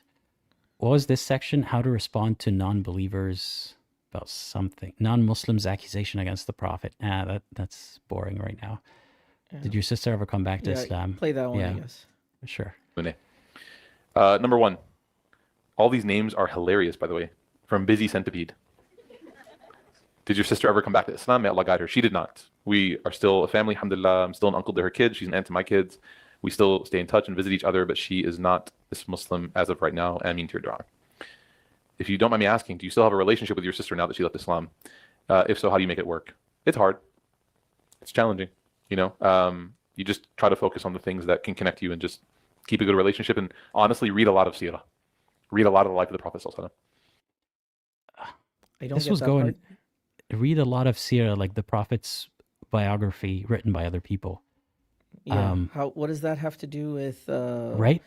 let's say my brother, like I left Islam and my brother reads a lot of Sirah. What is that going to do? Yeah. So, like at first he said, focus on the things that you have in common. I'm like, okay, good. Yeah. Even though he does think, if not of her specifically, but of people like her so negatively and so unfairly, I can only imagine how frustrating it was for her to speak to him about these topics. Despite that, focus on commonalities. I don't know his personal life. Maybe he never brings it up and he just wishes secretly.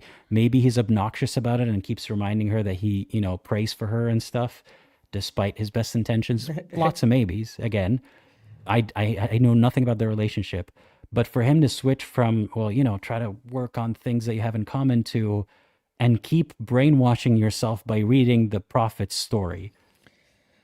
Yeah, It's I like, don't get that. it's like Scientology again. Like, what do you still have a relationship with your ex-Scientologist sister? Yeah, we try to, Scientology doesn't allow for these relationships, but we try. But also, I keep reading.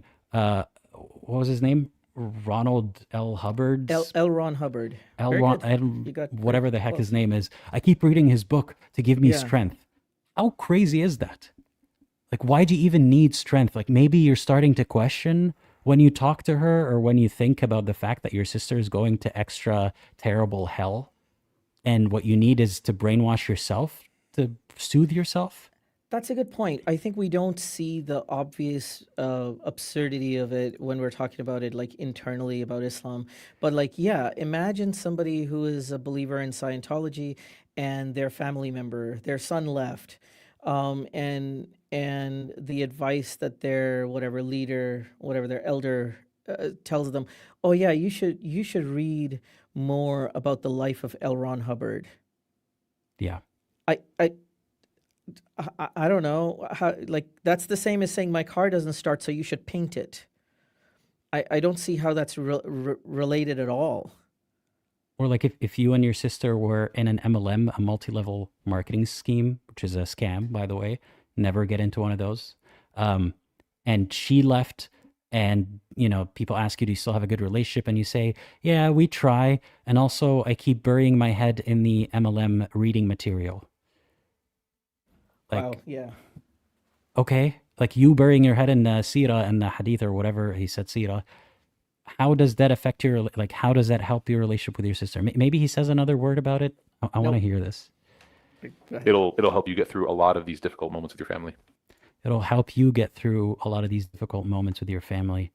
Maybe it helps him, not think too hard about how she might be going to hell. Maybe he tells himself there's hope, because the way that he says it, as of right now, she's still not a Muslim. Right. And may Allah guide her. I know it, even if as well-intentioned as it is obnoxious. It's like, imagine if how's your relationship with your sister who came out of the closet? As of right now, she's still gay. May God guide her. Like, just accept that it's already there, that's it. for a lot of people, that is the end of the line. Like, it's not like God can undo the sexism and hatred and illogical issues with the religion. Maybe if she goes through a very terrible life experience and she desperately needs hope, or maybe if she, I've had that happen with people where their loved ones, especially older relatives, as they're dying, they have to play up their own religiosity just till they die, so they don't, die thinking the last thoughts that their son or daughter is damned. So there are avenues back to religion, but the fact that they view it as a phase, as some kind of, oh, may God help her, she's gone for now, but we still have hope. It's not actually engaging with the possibility to any real extent that she Yeah. has a point. And before he does, he buries his head in the stories of the prophet. But I think that is again, forgive me if I'm wrong about this, Aladdin, but I think you're pointing out a feature as though it was a bug. Like, I think that is the intention. I think what the real message is: bury your head in Quranic literature, or sorry, in Islamic literature and Islamic rhetoric, so that you don't look at the the point of view of your family member too closely or take it too seriously, right? Like, isn't that what the message is? Yeah, I think that's what it is. Because it's, some people like reconcile I don't know how he does it, but thinking of how his sister is doomed, right? If she dies the way that she believes right now, she is going to hell. Obviously, Muslims say none of us can say definitively which person goes to heaven and hell, but generally, someone in that kind of category would Right. go to hell, as someone who recognized the truth of Islam at some point and doesn't follow it anymore. And by the way, that's not a gotcha, like, that means that she's a kafir. No, there are many ways that you sort of, like, you think you believe something, or maybe you even do believe it, and then you see evidence to the contrary, and then you realize that that's not the truth. So there's a chance that she truly believed and then she doesn't anymore. She would go to hell. So he would be thinking about that as, well, inshallah, maybe she will come back to Islam before she dies. Maybe. Like, he has hope for that. Or maybe, God's going to recognize that she is misguided and she's not actually intentionally hateful, whatever. Maybe he's able to carve out some sort of an exception for her. But the fact that it hasn't translated into meaningful empathy beyond, that advice of don't be too harsh on people who aren't practicing very much, it hasn't really translated into his thoughts on people who leave religion, not in a meaningful way. You'd expect someone who went through that experience with a sibling to then reflect more and say, well, they have, reasons. Instead, he displayed the most basic, laughable caricature of a disbeliever. I'm surprised he didn't really leave that experience with something productive. I think this hits you harder than I was expecting. I mean, your reactions are more your I don't know, personal is the right way to say it, but I guess to me it's a lot more academic. I'm much more arm's length because we, like, Ismailis don't grow up in an environment where like Ismailis don't worship Momo, number one, and number two, Ismailis don't believe that everybody who doesn't believe exactly the same way goes to hell, right? So your experience in this regard is very different than mine. Yeah, it really bothers me to see how, someone in that crowd who could have genuinely been interested, or someone watching the video genuinely interested to know, why do people leave religion, can watch that, or why does this person in my life that I know, why are they leaving religion? They can watch that and laugh and go with the conclusion that they don't have a good reason. They're just misguided. They're just arrogant. They're just this. They're just that. That even if they attempt to understand, they could be misled by someone like that. And it really pissed me off when he was making jokes about, hitting a kid for being too inquisitive. It's so on the nose, though, because it's exactly what this point is. Like, if a kid is annoying you with why questions, you don't hit them. You don't threaten to hit them. But that's what he's doing here. That's what God does in his religion. So it's such a great analogy, and he is the one who gave it to us. Yeah. Just to be clear, in his defense, he does have a son. He does talk about it in the video. We skipped over it. He seems very loving towards him. I don't know anything more about the relationship, but he seems to be a loving father. But like Aladdin I trust said, jack it's not shit. an Like, excuse. yeah, this It's guy not seems an to be excuse. a good, charming person, right? But Yeah. he's saying a lot of poison that's, kind of wrapped up in this veneer of him being a good speaker. So Yeah. no accusations here, but Yeah. I have no idea one way or another what his family life is like or what his son is going through, good or bad. But just to even make a joke about it, like you said, it's not an excuse. And many people who do hit their kids or, think about it or have experienced that in the past would see a joke like that and think, well, yeah, I guess I could as long as I get away with it. It's true. Like, look, I said something in a conversation on your server a few months ago, and I was called out on it. And what I learned from that, and this was a very big lesson for me, is that people who tacitly allow, tacitly nod their heads and are okay with people like, casually joking, casually misogynistic, casually homophobic, casually whatever, right? You normalize that, and it serves as a dog whistle. It makes it okay, because just as much, just as well as somebody in the audience is going to think, oh yeah, he was joking, he didn't really mean it. There's going to be somebody else in the audience who's going to think, oh yeah, yeah, that is what you do, right? It's that's why it's a dog whistle. Yeah. Like if I can't think of any context where I could say, for example, my partner or wife is being frustrating and, that's why you smack her real quick. And I'm like, just kidding, guys. That's Oh illegal. yeah, There's no context I could say that in and it goes well, except if it's a stand-up comedy, for example, and people are no, expecting me to say out-of-pocket stuff because the pretense here is that this is a joke and this is not healthy and I'm making fun of you if you do this. But I would not in the middle of a lecture about any topic say, and that's when you threaten to slap your wife, because I wouldn't, yeah, but also people would look at me like, what is wrong with you? But in a group like this, it's like, haha, yeah, I wish I could, but it's illegal. Or like, haha, I guess that's what they used to do, but not anymore. Like, no, it's not funny. Not even a little bit. And the reason it angers me so much is that it ties so closely with religion. That attitude, not just explicitly about hitting kids, which is there, or hitting your wife, which is there, which results in so much enabled abuse in so many households, so many Muslim households, whether it's legal or not in that country. that's Okay? true. They get away with it despite the legality. And that's not to say that that doesn't happen outside of Muslim households, but it happens more when you think God gave you the fucking right to do it. So Right. that's what pisses me off so much about it. And secondly, it's a mirror portrayal of God's threats in the Quran. It's like we're the inquisitive kid asking too many why questions, and he's like, shut up or I'll hit you. I don't respect, like, if God were to exist in that image, which we have not established that it does, it has not given me a good reason to respect it because it has options aside from threatening to torture us eternally. But it doesn't take them. More realistically, this is a person who's, projecting their insecurity for not having good enough answers and saying, well, if you don't believe me, wait till you die and then you're fucked. Or like God's going to kill you and torture you if you don't believe me.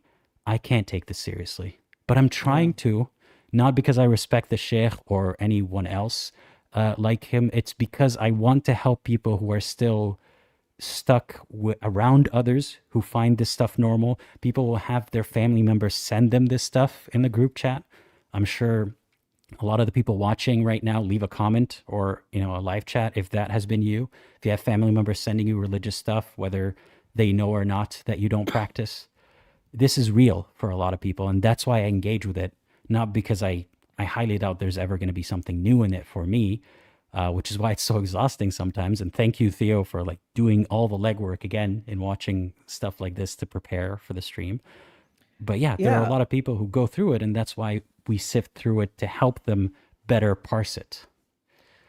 I want to just tell people because most YouTubers don't, and you don't, Aladdin.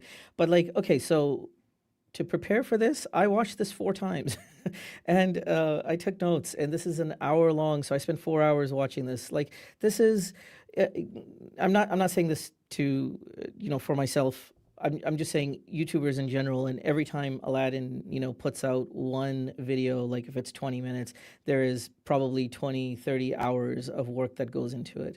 So just letting people know. I have to go because this is a rented room and I'm getting kicked out in exactly 1 minute. So I just want to tell the audience a couple of things. Number one, so these 2 hour live streams, I know that not everybody can watch them. I'm coming up with like an edited version of both this one and the last one I did with Aladdin. Both of those, they're going to be like smaller, like 20-minute versions. They're going to be on my channel. And Aladdin's last live stream, which was the Muslim call-in show, I've done sort of the edited versions of that as well. So that's going to be on Aladdin's channel. So you're going to see edited versions of live streams on both his channel as well as on my channel. And anybody who is like going, up for checking out my channel, I would really appreciate it very much. Thank you so much to everybody. And thank you for Aladdin. Thank you to Aladdin for having me here because this is awesome. I Of course, really anytime. enjoy interacting with you. And like I said, our perspectives are very different. We come from different backgrounds. And I think that's an absolute positive for, I'll catch things you miss and you'll catch things that I miss. And I Mhm. think that's awesome. Okay, Yeah. that said, I got to jump off. Mhm. You continue. Thank you. See you later, Theo. Bye. Go check out and subscribe to his channel. It's in the description. Sometimes when you look up his username, you might not necessarily be able to find it because it's a small channel, but we want to help his channel grow. We want it to not be a small channel. We want it to be easy to be found. So please check it out. So to wrap this up, remember to like this video as well. To wrap this up, let's attempt to answer the question that the Sheikh attempted to answer. Why do people leave Islam? If you've watched this channel long enough, or if you are someone who left Islam, you already know the answers. But if you're not, I can give you so many. But the most important question to ask is, why should someone stay? Now, realistically, why do people stay? If you want to find out, you can watch a lot of the live streams where I talk to believers and I ask them, why do you believe? Some of them even get to the point of admitting, I don't know why this matters so much to me, or they even identify this matters so much to me because it's part of my identity, because my family is in it, because my life is just easier if I'm in it. And some say, I recognize that I could have been saying this about any other religion. And some say, I have good reasons, and they list a bunch of what they think are good reasons. But is there a reason objectively that Islam is true? There isn't. There never has been, and probably never will be. If there was, I would be the first to join. Not even willingly, it's just a fact I would have to accept. Like I accept that gravity is a thing.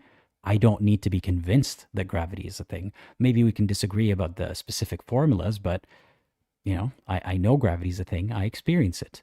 Someone could say, I know God is a thing. I can experience it, but you can't quantify it, and you can't falsify that what you're experiencing is God or your specific God. That's the difference. So whenever people point to vague experiences or reasons like, how could everything exist without a God? Like, that's not what the discussion is about. How do you know it's yours? There isn't a single good reason to conclude that it is Islam or Christianity or any other particular religion. So you don't need a good reason or a reason at all to leave Islam. Just like you don't need a reason to leave Mormonism or a cult or a Facebook group chat you don't want to be a part of. There is nothing obliging you to stay aside from the factors of your life and the backlash from other believers.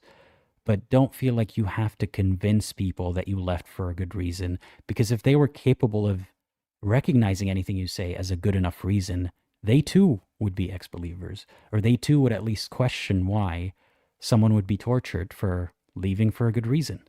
So to some extent, many aren't incapable of doing so, and some are capable of it, but they have to amend their beliefs in a way that makes all this mesh together in an acceptable way. And you don't have to convince everyone. In fact, you don't have to convince anyone. You just have to be at peace with yourself. So why do people leave Islam? For many, many, many reasons. They could leave because they recognize that there's no good reason to believe, like I said, or they could leave because they can't reconcile the moral imperatives, the moral rules set in the religion, and how outdated and perhaps maybe better than nothing they are, but not better than what we have now.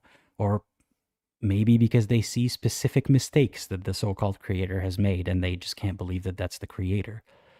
There are so many good reasons, but you don't even need a single reason.